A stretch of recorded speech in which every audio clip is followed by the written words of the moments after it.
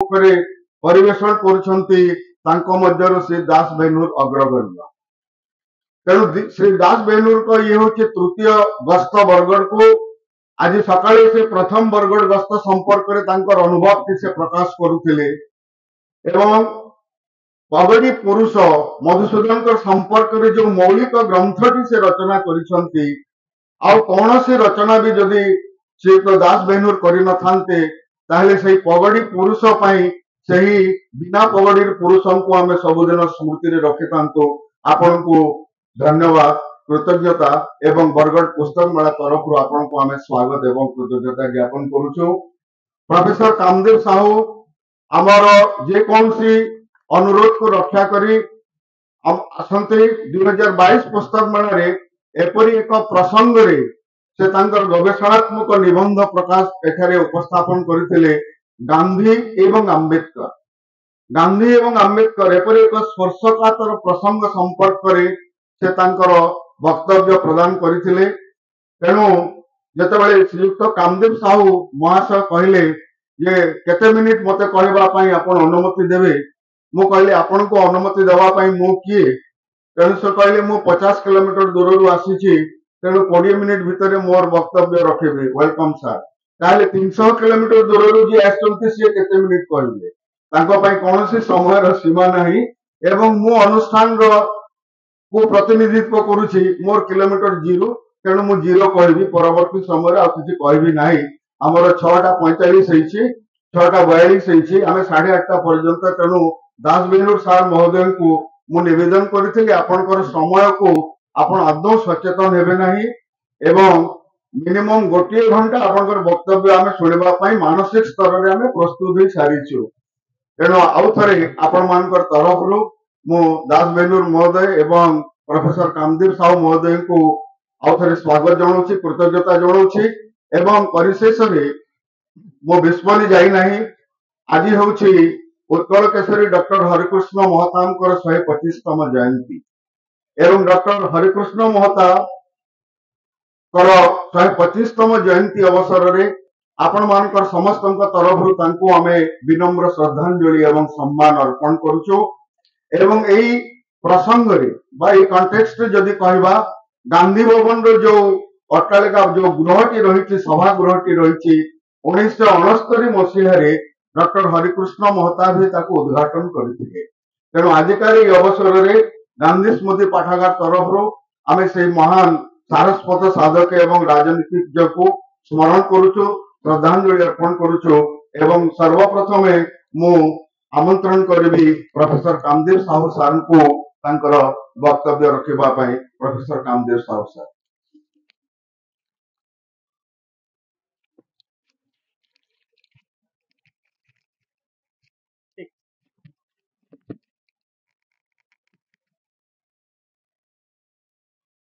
समस्त को नमस्कार। सर्वप्रथमे जातिर पिता आमर बापूजी, पूज्य बापूजी महात्मा गांधी को मोर भक्तिपूत श्रद्धा सुमन अर्पण करुछि।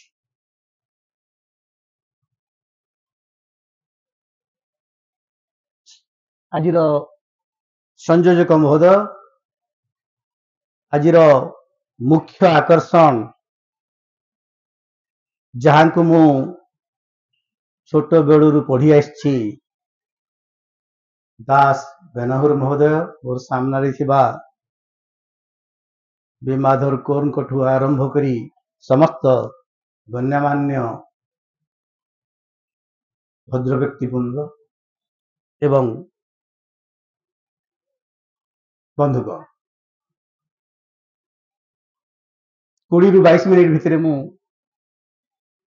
मोर वक्तव्य शेष करी। पुस्तक प्रभाव रे गांधी आगु टिके कही रखे जे आमे आज गांधी जी को भूली जाइछु। जदि आमे आजिर समाज और राजनीति रूपरेख को ठीक भाव में अनुध्यान करिबा, जानी परिबा जे गांधीजी को विचार और दर्शन भारत को एक सहनशील इनक्लूसिव देश भाव में गठन करिवार तांकर जो स्वप्न थिला उभय दक्षिणपंथी और वामपंथी विचारधारार आक्रमण शिकार हो गोटे पटे देश रे धर्मतंत्र बा धर्मभित्तिक राष्ट्र प्रतिष्ठा पाई प्रबल उद्यम जहाकू गांधीजी जीवन व्यापी विरोध करी आसीथिले और अन्य पटरे अहिंसा मार्ग रे सामाजिक परिवर्तन प्रक्रिया को प्रत्याख्यान करी माओवादी सशस्त्र विद्रोह आज जनमानस को कबलित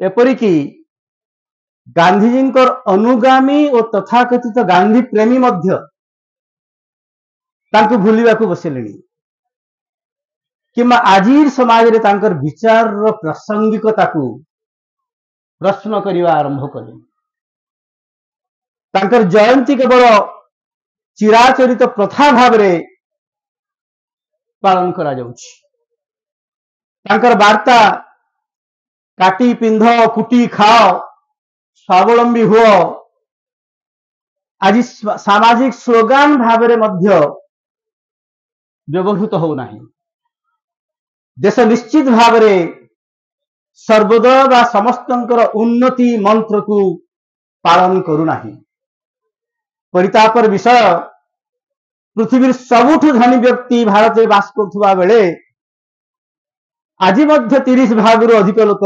दुईओला पेट को खाइबा को पाउ नाहांती तांको एक अवतार कर दिया जाइछि आज युवकर चिंतन रो से बहुत दूर रे यीशु ख्रीष्टंकर भली एक क्षणका वृद्ध मानव होई से रही जाइछंती फोटोरे किंबा तांकर प्रतिमूर्ति रे ए सब सत्वे पृथ्वी अधिकांश राजनेता और महापुरुष से प्रेसिडेंट डिगल हुअंतु कि रूजवेल्ट हुअंतु से माने सब निज निज देश रे आबद्ध रहिथिबा बेले केवल गांधी ही जड़े मात्र विश्व महापुरुष रूपे परिगणित जो महापुरुष माने तांको द्वारा अनुप्राणित होइथिबा निजे स्वीकार करिसंती सेमानक मध्यरु Martin Luther King Junior Nelson Mandela Dalai Lama Einstein Bernard Shaw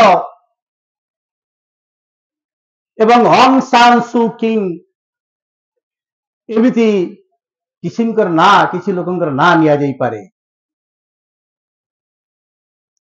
ए सब कारण कौन कोथि पई आमे गांधीजी को जेते मारिबा को चेष्टा कले मध्य आम मानसपटरे पृथ्वी मानसपटरे से उज्जीवित हेई फिनिक्स भलिया सदा बेले बाहरी पड़ुछ से ब्रिटेन दक्षिण आफ्रिका और भारत भली तीनोटी महादेश रे काम करिसंती जड़े उपनिवेशवाद विरोधी संग्रामी समाज संस्कारक चिंतानायक और प्रफेट भाव रे पृथ्वी सबुठु हिंस्र शताब्दी रे 20th सेंचुरी विरोध पाई संग्राम पाई अहिंसार मार्ग तार पथ प्रदर्शक ही राजनीतिक संग्राम सहित अस्पृश्यता निवारण निशा निवारण कुटीर शिल्प परिवेश संरक्षण एवं निरामिष भोजन पाई मध्य परीक्षा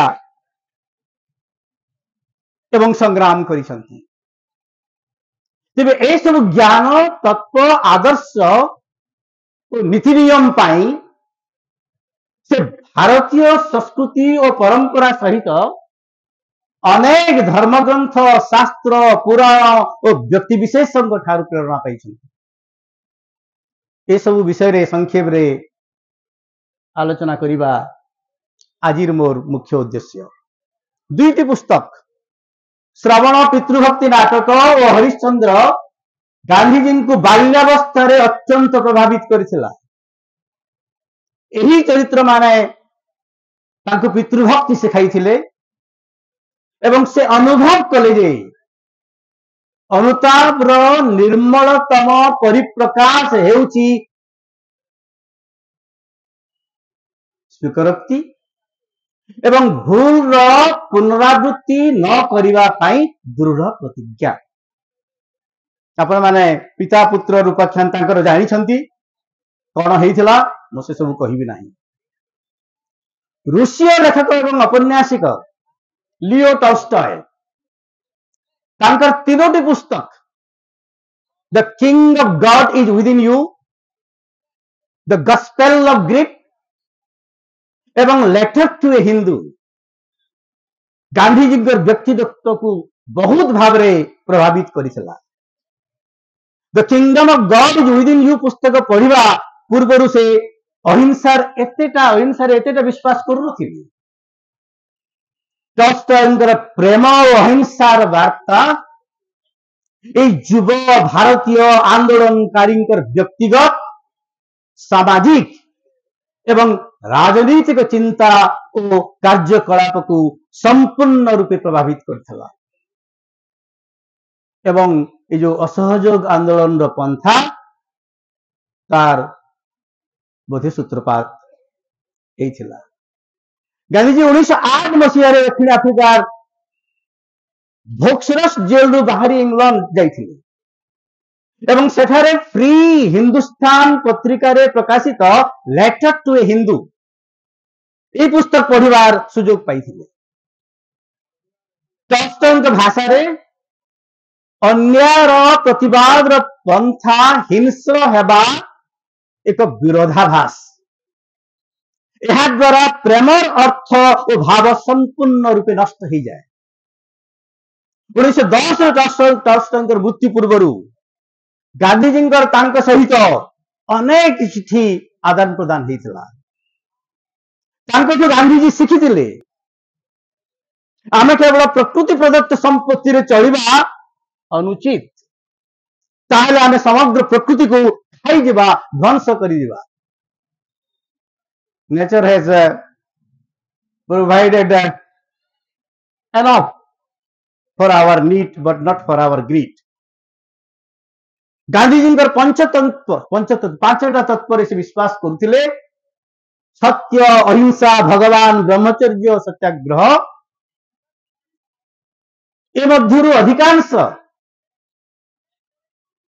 टॉल्स्टॉय जीसु को भगवत गीता द्वारा प्रभावित।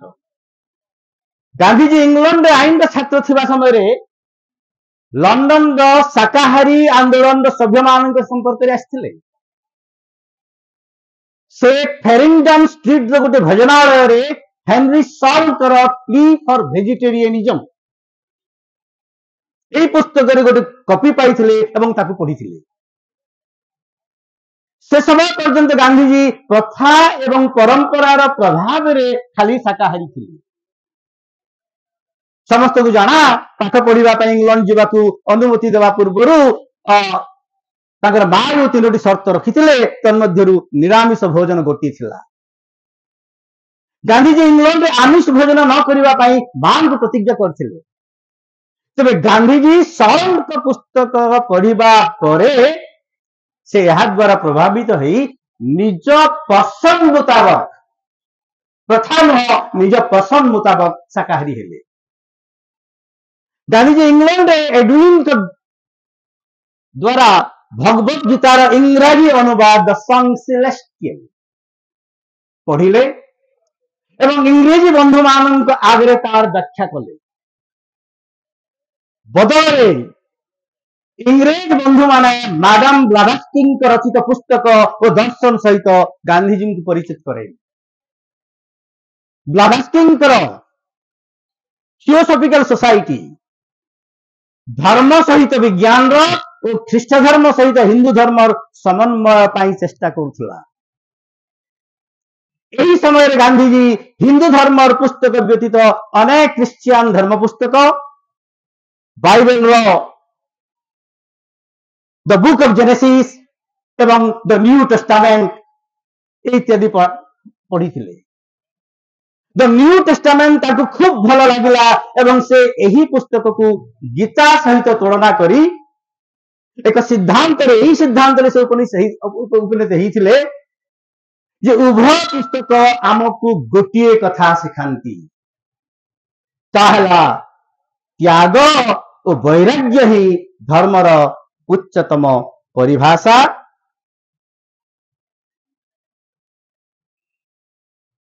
गांधीजी दक्षिण आफ्रिकार हली टाइम रे से समय रे विलिंगटन कन्वेंशन रे मिस्टर बेकर एवं रेवरेंड मुरे सहित संपर्क होता। से माने धर्म परिवर्तन पाई गांधी को प्रवर्ताई थिले। सहित आउ जड़े क्रिश्चियन लेखक मिस्टर एडवर्ड मेटलेन एथिपाई निजर पुस्तक द परफेक्ट वे एवं the new interpretation of the Bible सहित टॉल्स्टॉय पुस्तक मध्य प्रदान करिथिले। गांधीजी तांको सब धर्म पुस्तक पढ़िबा पई देइथिबारु धन्यवाद देइथिले, किंतु धर्म परिवर्तन पाई नम्रतार सहित मना कर देइथिले। आईन छात्र थिबा बेले Gandhiji roman law, property law एवं कॉमन लॉ इत्यादि विषय उत्तीर्ण होगा पई पास करिबा पई जस्टिनियन कोड रो इंग्रजी अनुवाद और William A Hunter introduction to Roman law पुस्तक पढ़िले। आहरी मध्य जोशुआ विलियम्स कर principles of law of property एवं यही विषय रे लिखित एडमंड एस.टी. स्नेल कर खंडे पुस्तक जार नाम हूँ इक्विटी ये सब पढ़ी थे। से पढ़ी अन्य आईन पुस्तक है brooms common law, white and Tudor leading cases, good in personal property. Gandhiji Henry Saul विचार और साउल बंधु एडवर्ड कारपेंटर आधुनिक शिल्प सभ्यतार विरोधी रोमांटिक चिंताधारा जहाँकि जॉन रस्किन एवं विलियम वर्ड्सवर्थ चिंताधारा सहित सामंजस्य रखुला। जो माने कि चाषी और बेसपालक माने शहरी व्यवसायी और खनि में काम करुवा लोक अपेक्षा अधिक निर्मल प्राकृतिक जीवन यापन करुवार मत पोषण करुले। ए समस्त विचारधारा द्वारा अत्यंत प्रभावित होते। दक्षिण आफ्रिका रे बंधु लियन पलक तांको देइथिबा जॉन रस्किन गोटे पुस्तक से होची अन टू दिस लास्ट ट्रेन यात्रा करुवा समय पढ़ी एवं से पुस्तक तीनोटी वार्ता पाई जहाँ तांकर जीवन पथ संपूर्ण रूपे बदलाई देइथिला। प्रथम टी है सर्वोदय और अंत्योदय विचार अर्थात धाड़ी सभा शेष व्यक्तिर उत्थान ही प्रकृत उन्नति। द्वितीय जीविका निर्वाह कौन काम छोट बड़ नुहे जड़े वकील काम एवं जड़े बारिक काम भितर कौन पार्थक्य नहीं। तृतीय जड़े हलिया चाषी श्रमिक और हस्तशिल्पीर जीवन ही प्रकृत रे श्रेष्ठ जीवन। गांधीजी निजे 1910 मसीह पुस्तक गुजराती अनुवाद कर प्रकाश कर। हेनरी डेविड थोरियो तांकर पुस्तक वार्डन अंतर्भुक्त जोड़े प्रबंध सिविल डिसोबीडियंस एवं लाइफ विदाउट प्रिंसिपल प्रबंध द्वारा गांधीजी खूब प्रभावित होते। गांधी सत्याग्रह और असहयोग आंदोलन सूत्र यही दुई प्रबंध अनेकांश पाई। थोरियो होचंदी जने अमेरिकन एनार्किस्ट दार्शनिक। गांधीजी मंत्र थिला simple living high thinking. Gandhiji तांको इंग्लैंड रहणी समय पढ़ी डॉक्टर निकोलकर पुस्तक how to live on 6 pence a day यही पुस्तक यही दर्शन ग्रहण करते से दक्षिण आफ्रिकार थिबा बेले एक पिटकर प्रस्ताव अनुसार काए एंड मालेसिंकर history of the Indian mutiny and Lavater एवं सिमेल फेनिक फिजियोग्नोमी उपरे रचित पुस्तक मान पढ़ी शोपेनहावर मैन बिशप हेबर मैक्समुलर एवं अन्य पाश्चात्य पंडित माने भारतीय संस्कृति और बौद्धिक परंपरा को भूयसी प्रशंसा करिसेंति एवं अनेक पुस्तक मध्य रचना करिसेंति गांधीजी समस्त को पढ़िबा पूर्वक भारतीय स्वार्थ रक्षा करने विभिन्न फोरम रे तांकर तर्क पिटिशन मानकरे एमानंकु आयुध भाव रे व्यवहार करथिले मैक्समुलर पुस्तक India what can it teach us India what can it teach us रे मत पोषण करा जायछि जे आदर्श भारत वर्षर परिकल्पना भारतर आत्मनिर्भरशील गाँव ही करा जाई पारियो यहाँ गांधीजी विचार थिला अर्थनीतिर मूल मंत्र थिला एवं से गाँव ही भारतर छवि को देखुले से दिन मु कहूली जे आंबेडकर एवं गांधी भितर यही गोटे मतभेद थिला से गाँव ही भारतर छवि को देखुले गाँव हस्तशिल्प कला और परंपरा को पुनरुज्जीवित करने से आह्वान देइथिले प्रख्यात ग्रीक दार्शनिक 5 मिनिट रे मोर समय शेष हम प्रख्यात ग्रीक दार्शनिक प्लेटन पुस्तक defence and death of Socrates तार 4टी जाक भाग यूथाफ्रा एपोलॉजी क्रीटो एवं फेरो गांधीजी पढ़ी एवं एडवर्ड गिबन का पुस्तक decline and fall of Roman empire से रॉबर्ट जेल रे थिबा बेल पढ़ी उभय लेखक गांधी का व्यक्तित्व गठन रे सहाय्य करथिले गांधीजी विलियम मैकिंटायर सल्टन कर पुस्तक विलियम मैकिंटायर सल्टन कर पुस्तक एथिकल रिलीजन पढ़िला बेले सेटा पढ़िला परे से एते अनुप्राणित हो जाइथिले जे एही पुस्तकर सारांश को 8टी परिच्छेद रे इंडियन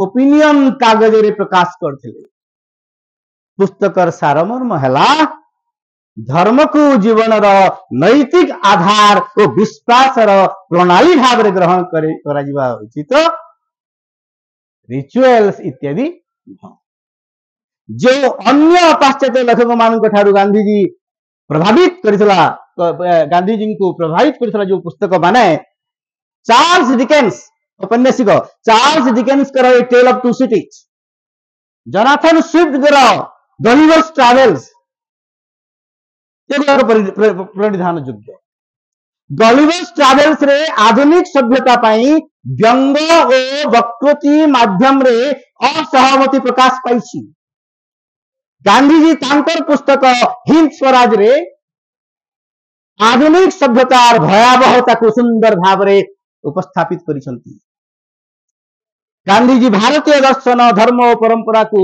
अति निष्ठार सहित अध्ययन करथिले एवं यहा को तांको विचार रे समाहित करथिले से वेद उपनिषद पुराण भगवत गीता और बौद्ध और जैन धर्मग्रंथ अध्ययन पूर्वक तार सारमर्म को निजर जीवन रे प्रतिफलित करने को प्रयास करथिले एवं अनेकांश रे सक्षम मध्य होइथिले से जने राजनीतिक संन्यास थिले या कहले अत्युक्त हब नाही स्वामी विवेकानंद रचित प्राय समस्त पुस्तक प्रदत्त भाषण को गांधीजी पढ़ी द ट्राइब्यून पत्रिकार अप्रैल 12 1922 संख्या रे प्रकाशित डॉक्टर सतीश कुमार कपूर एक प्रबंध रे महात्मा गांधी किपरि स्वामीजी द्वारा प्रभावित होते आलोचना करिसंती गांधी दर्शन अनेक दिगरे विवेकानंद दर्शन और आदर्श प्रतिफलित होइथिबार लक्ष्य करा जाए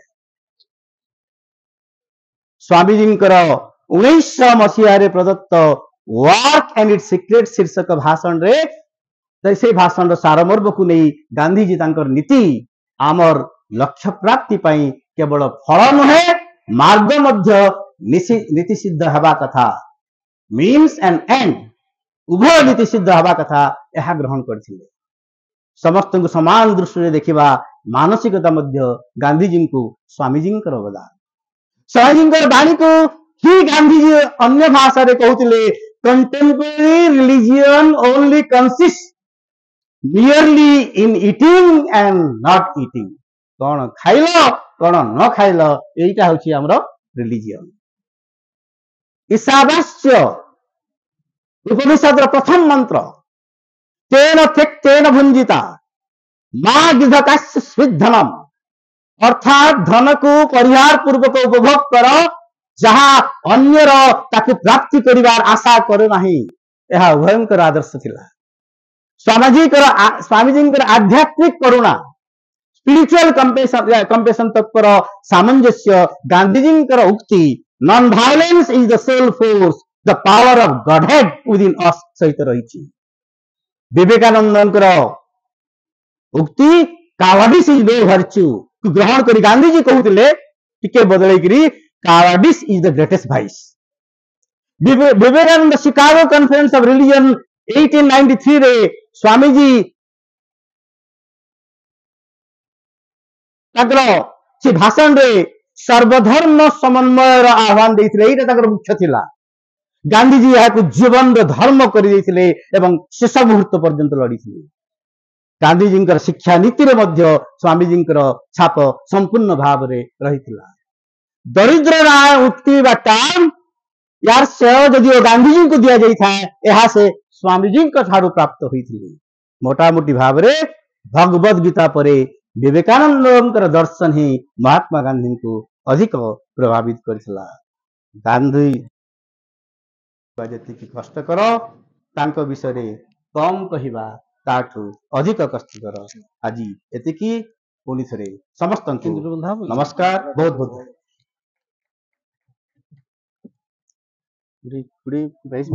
ठीक असुविधा नहीं।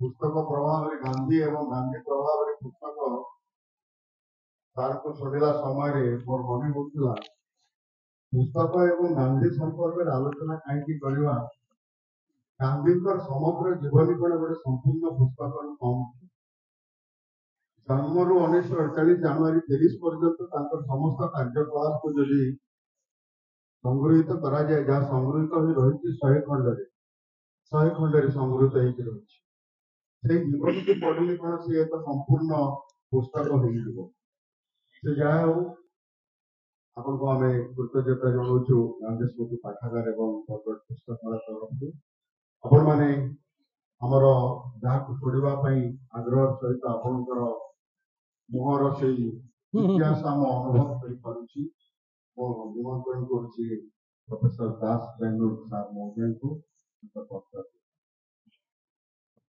कहीदेवाई चाहूँ सार आप संक्षिप्त करेंगे। नमस्कार जय मां समलेई जय जगन्नाथ। आपण माने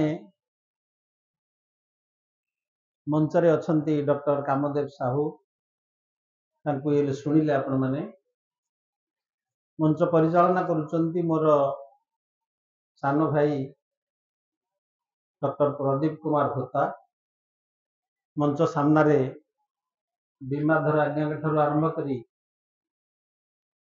अन्य माने उपस्थित अछंती समस्त को जुहार करुच्ची।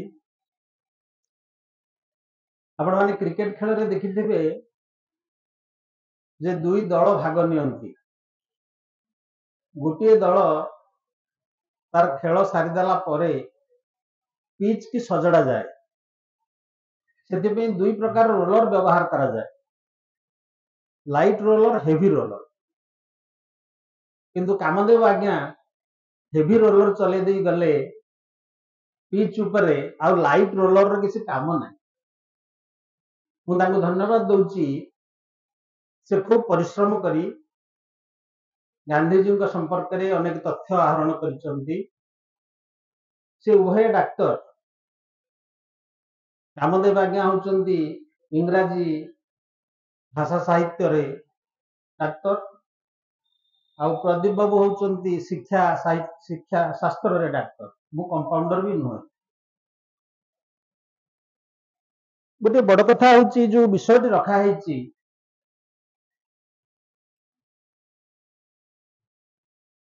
जो पुस्तक द्वारा केमती गांधी गढ़ा होती परवर्ती काल रे गांधी दर्शन गांधी जीवन धारा केमिति प्रभाव पकईची लेखक मान गांधी बेसी बही पढ़ी नथिले किंतु तांकु नहीं एते बही लेखा है आपण परिकल्पना करि परिबे नाही एकुटिया तांको ऊपर जीवनी 200 रु अधिक लेखा है दक्षिण आफ्रिका रे जने वकील बाबू अछंती जे गांधी संपर्क में जहाँ टिके बाहरिला कागज बही तो रखिचंती तांको दक्षिण आफ्रिका सरकार मध्य फाइनान्स करुचंती विराट लाइब्रेरी करिचंती जदि भविष्य में आपण मानक भितर कई जिबे दक्षिण आफ्रिका से लाइब्रेरी की आमे रखिने से किंतु सजाड़ी के रखिचंती गांधी जीवन बहुत कथा द्वितीय कथाटी मैं आपण मानक कहबाक चाहे विषय प्रवेश पूर्व गांधी भली एते लिखिथिबा लोक भारत वर्ष रे कहीं पृथ्वी रे कहीं नहीं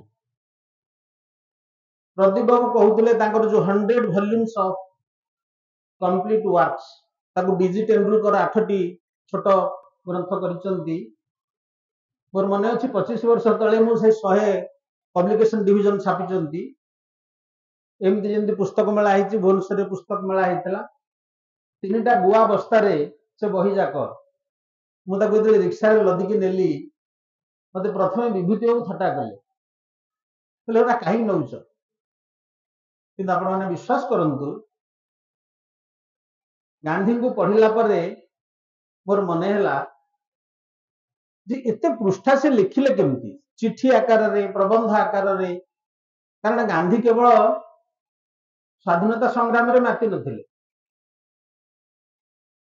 गांधी जीवन को गढ़ुथिले तांको संपर्क में गोटे बही लिखिचंती अनु बंदोपाध्याय से बहीटीर ना हूँ बहुरूपे गांधी बहुरूपी नुहे बहुरूपे Gandhi as a teacher Gandhi as an engineer Gandhi as a cook Gandhi as a mother Gandhi as a politician Gandhi as a strategist विभिन्न कथा बोध हुए 23 कि 24टा आम रावण को देखा 10टा मुह किंतु गांधी निज जीवन रे निजे प्रमाण करके देखी से बहीटक आप पढ़ा दरकार एनसीआर छापी 1951 मसीहा जवाहरलाल नेहरू तार मुखबंध लिखते अनेक लोग जानती ना समस्त कहती जे गांधी प्रथम बही हूँ हिंद स्वराज किंतु गांधी आप पढ़िले आत्मजीवनी सब कथा पाइबे नहीं जो कंप्लीट वर्क्स 100 वॉल्यूम्स अच्छी पब्लिकेशन डिवीजन छापी आजिकल सीडी रे मिलूची 1600 टंका मिल मुझे 3500 रे किनी 3टा आलमीरा हमर भर्ती हो जाता एवं दान कर दी गोटे लाइब्रेरी गांधी जो जाइछन्ते वकिलाती पढ़ाई आप जानवा दरकार जे गांधी जेजेबापा भी थे जवान उत्तम चंद गांधी ओता गांधी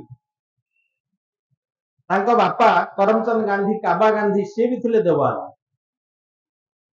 किंतु गांधी बेल को देवानगिरी रे आसीगला जे तू आईन जानवा दरकार तेणु सारा परिवार चेष्टा करी समय 10,000 टंका खर्च हो गांधी द्वार द्वार बुली बंधु बांधव पाखक टंका संग्रह कर से जाइछन्ती लंडन पढ़िबा बार क्लब ये वकील आगे माने थे आपण माने जानवा दरकार बैरिस्ट्रेट हमर बीए ठू come it is not equivalent to even graduation degree it is not a degree it is a privilege Gandhi 1888 pass କରୁଛନ୍ତି ମାଟ୍ରିକୁଲେସନ, 91 ତାଙ୍କର ସରିଯାଉଛି, ପ୍ରଥମ ବର୍ଷ ଫେଲ ହେଇଛନ୍ତି, 91 ସେ ବାର ଆକ୍ଟ ଲ ହେଇକି ଆସୁଛନ୍ତି। ଆମର ଏତେ ବ୍ରିଟିଶ ବାଲାଙ୍କୁ ଭୟ ଯେ ବାର ଆକ୍ଟ ଲ 4ଟା ଅଛି ଇନ୍, ସେଠି ଯାଇକିରି କେତେଟା ତମେ ଡିନର ଖାଇଛ ସେମାନଙ୍କ ସାଥିରେ ସେଇଟା ହିସାବ ହୁଏ। ତାର ଅର୍ଥ ହଉଛି ଯେ ତୁମେ ସେଠି ଜଷ୍ଟିସ ମାନେ ବିଭିନ୍ନ ପୁରୁଣା ଜଜ ମାନେ ଆସିକିରି କ୍ଲବରେ ବସିଲା ଭଳିଆ ବସନ୍ତି, ତାଙ୍କ ସାଥିରେ ଆଲୋଚନାରୁ ତମେ ଆଇନ ବୁଝିବ, ତେଣୁ କେତେ ତୁମେ ତାଙ୍କ ସାଥିରେ ସମୟ କଟେଇଛ ସେଇଟା ହଉଛି ତୁମର ଅଭିଜ୍ଞତା। ଏବେ ଆମର ଯୋଉ 5 ବର୍ଷିଆ ଡିଗ୍ରୀ ଲ ହଉଛି ତାରି ଦେହରୁ ଆଣିକି ମାଧବ ମେନନ ଆମର ଯୋଉ ପ୍ରଫେସର, ନ୍ୟାସନାଲ ପ୍ରଫେସର, ସେ ତାର ଗୋଟେ ସିଲାବସ ତିଆରି କରିଛନ୍ତି। ମୁଁ ଟିକେ ବିଷୟରୁ ପଳେଇ ଯାଉଛି ବାହାରକୁ। ମୁଁ ଆପଣମାନଙ୍କୁ କହିବା ପାଇଁ ଚାହେଁ ଯେ ଆମେ ଏଠି ନାଁ ଦେଇଛେ ପୁସ୍ତକ ମେଳା, କାହିଁକି ଗ୍ରନ୍ଥ ମେଳା ଲେଖୁନେ, ପୋଥି ମେଳା ଲେଖୁନେ, ବହି ମେଳା ଲେଖୁନେ, ହିନ୍ଦୀରେ ବି କିତାବ ମେଳା ଲେଖନ୍ତି ନାହିଁ। ତାର କାରଣ ହଉଛି କିତାବ ଶବ୍ଦଟି ଆସିଛି ଆରବ ଭାଷାରୁ, ପୁସ୍ତକ ଆସିଛି ସଂସ୍କୃତ ଭାଷାରୁ। ଆମ ସମସ୍ତଙ୍କର ସଂସ୍କୃତ ପ୍ରତି ବହୁତ ଅହେତୁକ, କାରଣ ସଂସ୍କୃତ ଆମର ଗୋଟେ ସମୟରେ ଥିଲା ଲିଙ୍କ ଲାଙ୍ଗୁଏଜ, ଜ୍ଞାନର ଭାଷା ଥିଲା ସଂସ୍କୃତ। ତେଣୁ ମୁଁ ଆପଣମାନଙ୍କୁ କହିଲା ବେଳେ ଯଦି 4-5ଟା ସଂସ୍କୃତ ଶ୍ଲୋକ ବୋଲିଦେବି, ଆପଣ କହିବେ କିରେ ପଣ୍ଡିତଟା ମ ବିଦ୍ୱାନଟା, କାରଣ ସଂସ୍କୃତ ପ୍ରତି ଆମର ସେ ବଢିଆ ଧାରଣା ଅଛି। ତେଣୁ ଏଇ ପୁସ୍ତକ ମୋଟେ ଭାବିବା କଥା ନୁହେଁ ଯେ କିଛି କାଗଜର ବିଡା ହଉଛି ପୁସ୍ତକ, ତାହେଲେ ତ ରିସିଟ ବହି ବି ପୁସ୍ତକ ହବ। ଯୋଉ ସମୟରେ ରାମାୟଣ ଲେଖା ହେଇଛି ସେତେବେଳେ ଲିଖିତ ପ୍ରକ୍ରିୟା ହିଁ ନଥିଲା, କିନ୍ତୁ ରାମାୟଣ ଗ୍ରନ୍ଥ ଅଛି। ମୁଁ ଏଇଥିପାଇଁ କହିବାକୁ କଥା ଚାହୁଁଛି ଯେ ପୁସ୍ତକ କହିଲେ ଆପଣ ବହିକି ଖାଲି ବୁଝନ୍ତୁ ନାହିଁ, ଆଜିକାଲିର ବହିକି, ସ୍ମୃତି ମଧ୍ୟ ପୁସ୍ତକ। ଏଇଠି ସାଇଟା ହେଇକି ସବୁ ଅଛି। ଆମର ହଳଧର ନାଗ ଜଣେ ପୁସ୍ତକ, ମନରୁ ଗାଇଯିବେ। ଗାନ୍ଧୀକୁ ଦେଖିବା କଥା ଯେ ଗାନ୍ଧୀ ଯୋଉ ତିଆରି ହେଇଛନ୍ତି, ଏ ପିଲାମାନେ ଛୋଟ ପିଲା ବସିଛନ୍ତି, ଗାନ୍ଧୀ ୱାଜ ମାନେ ଅର୍ଡିନାରୀ ଠାରୁ ଆହୁରି ଅର୍ଡିନାରୀ ଛାତ୍ର ଥିଲେ, ଉଚ୍ଚତାରେ କମ, ଭୀରୁ, ଅନ୍ଧାରକୁ ଡରୁଥିଲେ, ପାଠ ପଢା ଭଲ ହଉନଥିଲା, କିନ୍ତୁ ସେଭଳି ଗୋଟିଏ ଲୋକ ମହାତ୍ମା କେବଳ ହେଇନାହାନ୍ତି, ସେ ସାରା ପୃଥିବୀରେ ଆପଣ ମାନେ ଜାଣିବା ଦରକାର। କାରଣ ଯୋଉ ସବୁ ଉଦାହରଣ ଦଉଥିଲେ, ମୁଁ ସାବରମତୀ ଆଶ୍ରମ ଯାଇଛି, ୱାଲଡେନ ପଣ୍ଡ ଯାରି କୂଳରେ ଥର ବସିକିରି ଯୋଉ 6 ଫୁଟରେ 8 ଫୁଟ କ୍ୟାବିନ ତିଆରି କରିକି ରହିଥିଲେ, ତାକୁ ବି ଦେଖିକି ଆସିଛି।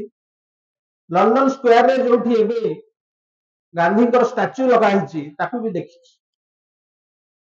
ଆପଣ ମାନେ ବିଶ୍ୱାସ କରିପାରିବେ ନାହିଁ, ଆଜି ସାରା ପୃଥିବୀରେ ଯଦି କୌଣସି ଭାରତୀୟକୁ କୋଣ ଅନୁକୋଣରେ ଜାଣନ୍ତି, ସେ ହେଉଛନ୍ତି Gandhi. Gandhi is the greatest icon that India has ever produced. ଆପଣ ଏସକ୍ୟୁ ମାନଙ୍କୁ ଯାଇ କହିବେ ଶ୍ରୀକୃଷ୍ଣଙ୍କ କଥା, ସେ କହିବେ ଶ୍ରୀକୃଷ୍ଣ କିଏ? ଆପଣ ନର୍ଥ ଆମେରିକାରେ ଯାଇକି କହିବେ ଶ୍ରୀରାମଙ୍କ କଥା, ସେ କହିବେ ଶ୍ରୀରାମ କିଏ? ଏବଂ ଏଡୁଇନ୍ ଆର୍ନୋଲ୍ଡ ଟ୍ରାନ୍ସଲେସନ ନ କଲା ପର୍ଯ୍ୟନ୍ତ ବୁଦ୍ଧଙ୍କୁ ବି ଜାଣିନଥିଲେ ୱେଷ୍ଟର୍ଣ୍ଣ ଲୋକ। କୃଷ୍ଣଙ୍କୁ କିଛି କିଛି କୃଷ୍ଣ କନସିୟସନେସ ଦ୍ୱାରା ଆମେରିକାନ ଜାଣିଛନ୍ତି। ତେଣୁ ଗାନ୍ଧୀ ଯେ ତିଆରି ହେଇଛନ୍ତି, କେଉଁ ପୁସ୍ତକ ତାଙ୍କୁ ତିଆରି କରିଛି ସେଟା ବୁଝିବା ଦରକାର। এই ପୁସ୍ତକ କଥା କହିଲା ବେଳେ ସେଥିପାଇଁ ମୁଁ ତାଙ୍କ ସ୍ମୃତି ଭିତରକୁ ପଶିଥିବା ଘଟଣାର 2-4ଟା ଅବତାରଣା କରିବା ଦରକାର। ପ୍ରଥମ କଥା ହଉଛି, ଗାନ୍ଧୀ ତାଙ୍କ ଆତ୍ମଜୀବନରେ ଲେଖୁଛନ୍ତି ପୋରବନ୍ଦରକୁ ସୁଦାମାପୁରୀ ବି ଲେଖିଛନ୍ତି। ତାମାନେ ସେ ସଂଯତ ଯେ ମୁଁ ସୁଦାମାପୁରୀରେ ଜନ୍ମ ହେଇଛି। ସୁଦାମା କହିଲେ ବା ସୁଦାମାପୁରୀ କହିଲେ ଆମ ଭିତରେ ଗୋଟେ ଅନ୍ୟ ପ୍ରକାରର ଭାବନା ଆସିବ। ଏବଂ ଦ୍ୱିତୀୟ କଥାଟି ସେ ସେଥିରେ ସ୍ୱୀକାର କରିଛନ୍ତି ଯେ ଆମ ଘରେ ରାମାୟଣ ପଢା ହୁଏ, ସେ ଭାଗବତ ବି ଶୁଣିଛନ୍ତି, କିନ୍ତୁ ତୁଳସୀ ଦାସ ରାମାୟଣକୁ ସେ ଲେଖିଛନ୍ତି ତାଙ୍କ ଆତ୍ମଜୀବନୀରେ ଯେ ଯେତେ ମୁଁ ଧର୍ମଗ୍ରନ୍ଥ ପଢିଛି ତା ଭିତରେ ତୁଳସୀ ଦାସ ରାମାୟଣ ଭଳି ନାହିଁ ଗ୍ରନ୍ଥ, ଧର୍ମଗ୍ରନ୍ଥ ନାହିଁ। ସେ ଛୋଟ ହେଇଥାନ୍ତି, ବାପ ତାଙ୍କର ସେତେବେଳେ ଶଯ୍ୟାଶାୟୀ କାବା ଗାନ୍ଧୀ, ତାଙ୍କୁ ନିଆଯାଏ ଗୋଟେ ରାମଜୀ ମନ୍ଦିର ତାଙ୍କ ଘର ପାଖରେ, ସେଠି ଲାଖାଜୀ ମହାରାଜ ରାମାୟଣ ପାରାୟଣ କରନ୍ତି। ଇଏ ସେଠି ତାକୁ ଶୁଣିଛନ୍ତି ପିଲାଦିନୁ। ତେଣୁ ରାମାୟଣ ହିଁ ପ୍ରଥମ ପୁସ୍ତକ ଯାହା ତାଙ୍କୁ ପ୍ରଭାବିତ କରିଛି ପିଲାଦିନୁ। ଦ୍ୱିତୀୟ କଥାଟି ହଉଛି, ଆମେ ତ ଆଜିକାଲି ସେ କଥା ଜାଣିପାରିବାନି। ଗାନ୍ଧୀ ଲେଖିଛନ୍ତି ଯେ ତାଙ୍କର ବାହାଘର 13 ବର୍ଷ ବୟସରେ ହେଇଛି। ସେତେବେଳକୁ କସ୍ତୁରବା ଗାନ୍ଧୀଙ୍କର ବି 13 ବର୍ଷ, କିନ୍ତୁ ତା ପୂର୍ବରୁ ତାଙ୍କର 4 ଥର ସଗାଇ ହେଇଯାଇଛି। ତା ମାନେ 7 ବର୍ଷ ସେମିତି ଥିଲା ସେତେବେଳେ। ଏବଂ ସେ ଲେଖୁଛନ୍ତି ନିଜେ, ଏଇ ବହିର ପ୍ରଭାବ କଥା ଗୁରୁତ୍ୱପୂର୍ଣ୍ଣ ହଉଛି ଯେ ସେତେବେଳେ ପିଲାଟିଏ ବାହା ହଉଛି କି ହବାକୁ ଯାଉଛି ମାନେ ତାଙ୍କ ବିଷୟ ବହି ମିଳେ। ବୈବାହିକ ଜୀବନ କେମିତି ହବ, କଣ ତମେ ଶିଖିବ, ସେ ଲେଖୁଛନ୍ତି। ଆତ୍ମଜୀବନୀ ତାକୁ ପଢନ୍ତୁ ଆପଣ। ସେ ଲେଖୁଛନ୍ତି ଯେ ଏଇ ବହି ଗୁଡିକ ପଢିବା ଫଳରେ ମୁଁ ଏକ ପତ୍ନୀ ବ୍ରତ ପ୍ରତି ମୋର ଶ୍ରଦ୍ଧା ବଳିଲା। କେମିତି ଖର୍ଚ୍ଚ କମରେ ଚଳିପାରିବ ସେ କଥା କରିବା ପାଇଁ ମୋର ଶ୍ରଦ୍ଧା ବଳିଲା। ଅଳ୍ପରେ ଚଳିବା, ଦାମ୍ପତ୍ୟ ଜୀବନ କିଭଳି ସୁଖମୟ ହବ ସେ ବିଷୟରେ ବି ଜାଣିବା, ଏସବୁ କଥା ତାଙ୍କର ସେ ଶୈଶବରେ ବହି ମାନେ ଆସିଛନ୍ତି ତାଙ୍କ ସାଥିରେ। ଏବଂ ଆଉ ଟିକେ ଆଗକୁ ଆସିଲେ ଯୋଉ କଥା କହୁଥିଲେ ଆମର ସାହୁ ଆଜ୍ଞା, ବାପା ଦିନେ କିଣିକି ଆଣିଲେ, ସେ ନାଁ ହଉଛି ପିତୃଭକ୍ତି ଶ୍ରବଣ କୁମାର ଉପାଖ୍ୟାନ ବହିଟିଏ, ନାଟକ ବହିଟିଏ। ସେ ତାକୁ ପଢିଲେ, ତା ଭିତରେ ଗୀତ ଛନ୍ଦରେ ଥିଲା ମଧ୍ୟ। ତାଙ୍କୁ ଏତେ ଭଲ ଲାଗିଲା ସେଟା, ସେଇ ଉପାଖ୍ୟାନ ସେଠୁ ଭଲ ଲାଗିଲା ତାଙ୍କୁ। ସେ ତା ଦେହରେ ଥିବା ଗୀତକୁ ନିଜେ ଧୁମ୍ କରିକି ଗାଉଥିଲେ। ତାଙ୍କ ବାପା ସେଥିପାଇଁ ସେ ଲେଖିଛନ୍ତି, ମୋ ବାପା ମୋ ପାଇଁ ଗୋଟେ ବାଜା କିଣିଦେଲେ। ପିତୃଭକ୍ତିର ଯୋଉ କାହାଣୀ ଗୋଟିଏ ପୁସ୍ତକ ମାଧ୍ୟମରେ ତାଙ୍କ ଭିତରକୁ ଆସିଛି, ତାହା ହଉଛି ଶ୍ରବଣ କୁମାର ନାଟକ। ପୁଣି ପରବର୍ତ୍ତୀ କାଳରେ ସେ ଦେଖିଛନ୍ତି ହରିଶ୍ଚନ୍ଦ୍ର ନାଟକ ଅଭିନୀତ ହବାର। ଶ୍ରବଣ କୁମାର ଅଭିନୀତ ଦେଖିନାହାନ୍ତି, ସେ ହରିଶ୍ଚନ୍ଦ୍ର ନାଟକ ଦେଖିଛନ୍ତି। ତେଣୁ ସେଠୁ ସେ ଶିଖିଛନ୍ତି କେମିତି ଅଳ୍ପରେ ଚଳିବା। ପିଲାଦିନୁ ଦାମ୍ପତ୍ୟ ଜୀବନ କେମିତି ସୁଖମୟ ହବ ସେ କଥା ଶିଖିଛନ୍ତି। ପିତୃଭକ୍ତି ଶିଖିଛନ୍ତି ଏଥିରୁ। ଆମେ ବି ବହୁତ ବହି ପଢୁଛେ, ମୁଁ ଆପଣଙ୍କୁ କହିବି ସେ କଥା ଯେ ଏ ଦେଶ ଗଢା ହେଇଛି 3ଟି ବହିରେ। ଭାରତ ବର୍ଷ ଗଢା ହେଇଛି, ପୃଥିବୀରେ ତାର ତୁଳନା ନାହିଁ। ରାମାୟଣ ଦେଇଛି ସତ୍ୟ, ମହାଭାରତ ଦେଇଛି ରାଷ୍ଟ୍ର ଧର୍ମ, ମହାଭାରତ ଭିତରେ ଗୀତା ଦେଇଛି ଜୀବ ଧର୍ମ, ଭାଗବତ ଦେଇଛି ଭକ୍ତି। ତିଆରି ହେଇଛି ଦେଶ ଧର୍ମ, ସତ୍ୟ, ଧର୍ମ ଏବଂ ଭକ୍ତି ଆଧାରରେ। ଗାନ୍ଧୀ କେମିତି ତିଆରି ହଉଛନ୍ତି ଦେଖନ୍ତୁ। ମୁଁ କହିବି ଆପଣମାନଙ୍କୁ, ଗୋଟେ ବହି କେମିତି ତିଆରି କରିଛି ଗୋଟେ ମଣିଷକୁ, ଗୋଟେ ଅର୍ଡିନାରୀ ପିଲାଟାକୁ ମହାତ୍ମା କରିକି ଥୋଇଛି ବହି। ଆପଣ ଧୀରେ ଧୀରେ ଦେଖିବେ ପାହାଚ କେମିତି ଚଢିଛି, ବହିର ପାହାଚ ଚଢିକି ଗୋଟେ ପିଲା କେମିତି ଯାଇଛି। ପିଲାମାନେ ସେଟା ଜାଣିବା ଦରକାର, କଥା ପିଲାମାନଙ୍କୁ ବେଶୀ କହିବା ଦରକାର। ହରିଶ୍ଚନ୍ଦ୍ର ନାଟକ ସେ ଦେଖୁଛନ୍ତି, ସେ ନିଜେ ପୁଣି କହୁଛନ୍ତି, ଲେଖୁଛନ୍ତି ତାଙ୍କ ଆତ୍ମଜୀବନୀରେ ଯେ ଆମେ ସମସ୍ତେ କାହିଁକି ତାଙ୍କ ଭଳି ସତ୍ୟବାଦୀ ହେଇପାରିବୁନି। ତେଣୁ ଯୋଉ ସତ୍ୟ ପ୍ରତି ତାଙ୍କର ନିଷ୍ଠା, ଯେମିତି ପିତୃଭକ୍ତି କଥା ସେମିତି ସତ୍ୟ ପ୍ରତି ନିଷ୍ଠା ଆସିଛି ତାଙ୍କ ପାଖକୁ ହରିଶ୍ଚନ୍ଦ୍ର ନାଟକ ଦେଖିକି। ରାମାୟଣ ଦେଇଛି ସତ୍ୟ, ସେଇ ଯୋଉ ପିଲାଦିନେ ବାହାବଳର ବହି ସାଂସାରିକ ଜୀବନ ଏବଂ ତା ଭିତରେ ସରଳ ଜୀବନ ସମ୍ପର୍କରେ ଦେଇଛି ତାଙ୍କୁ ଜ୍ଞାନ। ଏବଂ ଇଏ ଦେଇଛି ଶ୍ରବଣ କୁମାର ଦେଇଛି ପିତୃଭକ୍ତି, ହରିଶ୍ଚନ୍ଦ୍ର ଉପାଖ୍ୟାନ ପୁଣି ଦଉଛି ତାଙ୍କୁ ସତ୍ୟର ଉପାଖ୍ୟାନ ଦଉଛି। ଏଇ ପୁସ୍ତକ ଗୁଡିକ ପୁସ୍ତକ ଆକାରରେ ଆପଣମାନଙ୍କ ପାଖରେ କଥାଟା ରହିଲା ଆପଣମାନଙ୍କ ଆଗରେ। କିନ୍ତୁ ମୁଁ ଯୋଉ ସ୍ମୃତି କଥା କହୁଥିଲି, ତାଙ୍କର ଯୋଉ ଜେଜେବାପା କେତେ ନିଷ୍ଠା ଦେଖନ୍ତୁ। ଆପଣ ଯଦି ଆପଣଙ୍କ ଜେଜେବାପା ସେମିତି କାହାଣୀ ଆପଣଙ୍କ ପାଖରେ ଅଛି, ଆପଣ ବଦଳିଯିବ ଆପଣଙ୍କର ଦୃଷ୍ଟିଭଙ୍ଗୀ। ଉତା ଗାନ୍ଧୀ ଥିଲେ ଗୋଟେ ପାଖ ଷ୍ଟେଟର ଜମିଦାର ଥିଲେ, ଦେବାନ ଥିଲେ। ଆପଣ ଜାଣିଛନ୍ତି, ଗୋଟେ ଛାଡିକି ଆଉ ଗୋଟେ, ଯେମିତି ଆମର ଦଳ ଛାଡିକି ଆଉ ଗୋଟେ ଦଳକୁ ଯାଉଛନ୍ତି, ସେମିତି ଏ ରାଜ୍ୟର ଦେବାନ ଥିବେ, ଆର ରାଜ୍ୟକୁ ଯିବେ। ତେଣୁ ସେ ଆର ରାଜ୍ୟର ଦେବାନ ହେବା ପାଇଁ ତାଙ୍କୁ ମନୋନୀତ କରାଗଲା ଯେତେବେଳେ, ସେ ନବାବଙ୍କୁ ଯାଇକି ବାଁ ହାତରେ ସାଲ୍ୟୁଟ କଲେ। ନବାବଙ୍କୁ ଖରାପ ଲାଗିଲା, କଣ ବାଁ ହାତରେ ଦେବାନ ହବ, ମତେ ବାଁ ହାତରେ ସାଲ୍ୟୁଟ କରୁଛି। ତାକୁ ଯେତେବେଳେ ପଚରା ହେଲା, ସେ କହିଲେ, ହଜୁର ମୁଁ ଯୋଉ ରାଜାଙ୍କ ପାଖରେ ଆଗରୁ ଥିଲି ତାଙ୍କୁ ମୁଁ ଡାହାଣ ହାତଟା ଦେଇ ସାରିଛି। ତେଣୁ ମୁଁ ତାଙ୍କ ପ୍ରତି ଅନ୍ୟାୟ କରିପାରିବି ନାହିଁ, ତାଙ୍କୁ ଭୁଲି ପାରିବି ନାହିଁ। ତେଣୁ ଆପଣଙ୍କ ପାଇଁ ବାକି ଅଛି ମୋର ବାଁ ହାତ। ତେଣୁ ଏଇ ହାତରେ ସାଲୁଟ କରିବି। କେତେ ନିଷ୍ଠା ଦେଖନ୍ତୁ। ଯୋଉ ପିଲା ଏ କାହାଣୀ ଶୁଣିଥିବ ତା ଜେଜେବାପାର, ଇଏ ତ ବହି, ଇଏ ତ ପୁସ୍ତକ। କାରଣ ବହି ହଉଛି ଯାହା ବହନ କରେ, କଣ ବହନ କରେ? ଯାହା ଭାବ ବହନ କରେ, ହିସାବ ପତ୍ର ବହନ କରେନି। ସେମିତି ତାଙ୍କର ଯେ ଧାଇ ଥିଲା ରମ୍ଭା, ଇଏ ମହା ଡରକୁଳା ଲୋକ ଥିଲେ। ଆପଣ ଜାଣିଛନ୍ତି ଶେଷ ପର୍ଯ୍ୟନ୍ତ ସେ ଆଲୁଅ ନ ଲଗେଇଲେ ଶୋଇ ପାରୁନଥିଲେ। ସେ ଯେତେବେଳେ ଏତେ ଡରିଲେ, ରମ୍ଭା ଭାଇ ତାଙ୍କୁ ଶିଖେଇ ଦେଲା।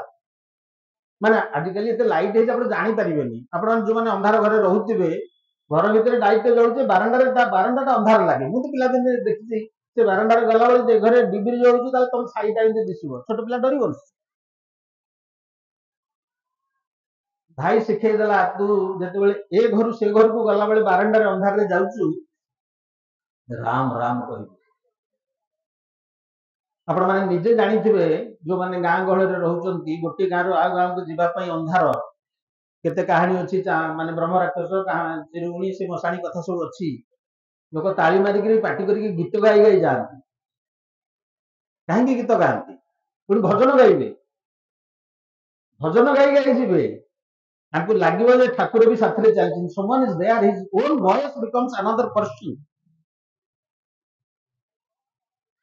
ତେଣୁ ସେଇଦିନୁ ମାନେ ଦେଖନ୍ତୁ ପିଲାଟିର ନିଷ୍ଠା ଦେଖନ୍ତୁ। ସେଇଦିନୁ ରମ୍ଭା ଭାଇ ଶିଖେଇ ଦେଇଛି, ଯେତେବେଳେ ଭୟ ଲାଗିବ କହିବୁ ରାମ ରାମ ରାମ କହିବୁ। ଶେଷ ପର୍ଯ୍ୟନ୍ତ ଗୋଟେ ଲୋକ ମଲା ବେଳେ ବି କହୁଛି ରାମ। ବହି କେମିତି ବଢେ। ଆଉ ଗୋଟେ ଉଦାହରଣ ଦଉଥିଲେ, ତାଙ୍କ ବାପାଙ୍କୁ ଚିଠି ଲେଖିଥିଲେ ସିଏ। ଗାନ୍ଧୀ ସବୁ ଭୁଲ କରିଛନ୍ତି, ମୁଁ ତ ସେମିତି ଭୁଲ କରିନି କିଛି। ଚୋରି କରିଛନ୍ତି, ବେଶ୍ୟା ଘର ଯାଇଛନ୍ତି, ମିଛ କହିଛନ୍ତି, ମାଉଁସ ଖାଇଛନ୍ତି, ତାଙ୍କର ଇଏ ଘର ସବୁ ଭୁଲ। ତା ସତ୍ୟ ବି ମହାତ୍ମା। ମୁଁ ତ କହେ ପିଲାମାନଙ୍କୁ ଯୋଉଠିକି ଯାଏ, ମୁଁ କହେ ତମେ ଜୀବନୀ ତାଙ୍କର ପଢ ଗାନ୍ଧୀଙ୍କର। ମୁଁ କହୁନି ତମେ ତାଙ୍କ ଭଳିଆ ଆଣ୍ଠୁ ନଲୁଚା ପିନ୍ଧିବ ନାହିଁ, ତମେ ଅମକ କରିବନି, ସେ କଥା କହୁନି। ଗୋଟିଏ କଥା, ଅନେକ ପିଲା ନିଜକୁ ଭାରି ଦୁର୍ବଳ ଭାବନ୍ତି, କାରଣ ତାଙ୍କୁ ଆମେ ସବୁବେଳେ କହୁ ଏତିକି ରଖିଲୁନି, ଏତିକି ମାର୍କ କଲୁନି, ବାପା କହିବେ, ସାର୍ କହିବେ, ସାଇ ପଡିଶା କହିବେ। ପିଲାମାନଙ୍କୁ ଆମେ ସବୁବେଳେ ତାଙ୍କର ଦୁର୍ବଳତା ଦେଖୁ। ସେଇ ପିଲା ଯେତେବେଳେ ଗାନ୍ଧୀ ବହି ପଢିବ, ଆତ୍ମଜୀବନୀ, ତ ଆରେ ତାଠୁ ତ ମୁଁ କେତେ ବେଟର ଥିଲି ବା ବେଟର ଅଛି, ମୁଁ କାହିଁକି ହେବିନି ଅଧିକା। ସେଥିପାଇଁ ସାଉଥ ଆଫ୍ରିକା ବାଲା କହନ୍ତି ଯେ ଗାନ୍ଧୀ ଗୋଟେ ଏଠି ପଥର ହେଇକି ଆସିଥିଲେ, ଆମେ ତାକୁ ଘଷି ମାଜିକି ଚିକିତ୍ସା କରିକି ହୀରା କରିକି ତମକୁ ପଠେଇଲୁ। That's true. ଆମେ ସେଠିକି ଯିବା, ପୁଣି ପଛକୁ ଯିବା ସେ କଥା। ତେଣୁ ଗାନ୍ଧୀ ଯେ ଗଢା ହେଇଛନ୍ତି, ତାର ମାଧ୍ୟମ ହଉଛି ଏଇ ଅହିଂସା। ମୁଁ ଆପଣଙ୍କୁ ସତ୍ୟ କଥା କହିଛି, ଅହିଂସା ସେ ଶିଖିଲେ କୋଉଠୁ? ସେ ବାପାଙ୍କୁ ଭାରି ଭଲ ପାଉଥିଲେ ଏବଂ ଭୟ କରୁଥିଲେ। ଇଏ ଭାଇ ସାଥିରେ ପଢିକିରି, ଆଉ ଗୋଟେ ଭାଇ ଥିଲା ମିଶିକିରି, ତାଙ୍କର ସେ ଆତ୍ମଜୀବନ ତାକୁ ପଢିଲା ପରେ ଜାଣିବେ, ତାଙ୍କର ଗୋଟେ ଧାରଣା ଯେ ମାଂସ ଖାଇଲେ, ଯେମିତି ୟୁରୋପିଆନ ମାନେ ଆମକୁ ଶାସନ କରୁଛନ୍ତି, କାହିଁକି ନା ସେମାନେ ମାଂସ ଖାଇକି ବଳୁଆ ହେଇଛନ୍ତି। ୟଙ୍ଗ ପିଲା, ତାଙ୍କ ମନରେ ଆସିଛି ମୁଁ ବି ଖାଇବି ଆମିଷ। ତାଙ୍କ ପରିବାର ହଉଛି ଜୈନ ଧର୍ମ ବିଶ୍ୱାସୀ, କିନ୍ତୁ ସେ ଆମିଷ ଖାଇଛନ୍ତି। ସେ ଯୋଉ ପେଟରେ ଛେଳି ଗୋବେଇବା କଥା ଅଛି। କିନ୍ତୁ ଏଇ ଯୋଉ ଭୁଲ କରିଛନ୍ତି, ସେ ଏତିକି ଭୁଲ ନୁହେଁ। କରଜ ହେଇଯାଇଥିଲା ତାଙ୍କର 25 ଟଙ୍କା, ସେ ପଇସାକୁ ସୁଝିବା ପାଇଁ, ଟଙ୍କାକୁ ସୁଝିବା ପାଇଁ, ଆଜି ଭାବି ପାରୁଛନ୍ତି 25 ଟଙ୍କା ସେତେବେଳେ କେତେ ହେଇଥିବ? ତାଙ୍କ ଭାଇ ଗୋଟେ ଅନନ୍ତ ପିନ୍ଧୁଥିଲେ, ସୁନାର ଅନନ୍ତ ଗୋଟା।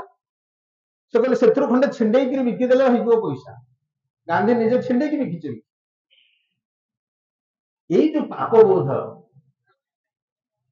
ସେ ବାପାଙ୍କୁ ସେ କଥା ଜଣେଇବେ ବୋଲି ଭାବିଲେ ଏବଂ ଗୋଟେ ଚିଠିରେ ଲେଖିଲେ ଯେ ବାପା ମୁଁ ଏଇ ଭୁଲ ଗୁଡା କରିଛି।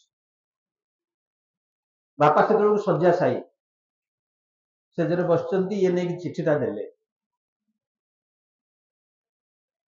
ସେ ଭାବିଥିଲେ ବାପା ମତେ, କାରଣ ଏ କଥା ଭାବିଲା ବେଳେ ମତେ ଉଚ୍ଛ୍ବସିତ ମୁଁ ହୁଏ। ସେ ଭାବିଥିଲେ ବାପା ମତେ ଗାଳି କରିବେ, ଚାପଡେ ପକେଇଥାନ୍ତି ବି ହେଲେ। ବାପା ଚିଠି ପଢୁଛନ୍ତି, ତାଙ୍କ ଆଖିରୁ ଟପ୍ ଟପ୍ ଲୁହ ବହୁଥାଏ। ନିଜେ ଲେଖିଛନ୍ତି। से पिला देखुची जे मो बापा मते मु एडे बड़ भूल करची सब से मते गाली करवा कथा मारिवा कथा से निजे कांदुचंती ताके एते आघात लागिची से कथाटा से सेठु बुझीचंती ये होच अहिंसा कि प्रभाव तांको सेति में थटा कराइतला जेतेबेले से कहिले जे करिबा हमें असहयोग तांको 7 पृष्ठार लिखिचंती गोटे चिट्ठी रवि ठाकुर चित्तरंजन दास मोतीलाल नेहरू ये समस्त थट्टा कले कोन है तुम असहयोग कले तुम रुसिबो मु कहबी ये प्रदीप मु जीविनी सेठी मु रुसिबी प्रदीप तुम कोनटा हिजो कि आपण न आसिले किंतु हबो जदि मु ठीक रे रुसि थिबी हबो जेते कଳି हुडी स्त्री है थाउ भूल कथा रे जदि मते से गाली करिची मु रुसिली खाइलेनी दिने जीव दि दिन जीव 3 दिन मो गोड़ धरि बसी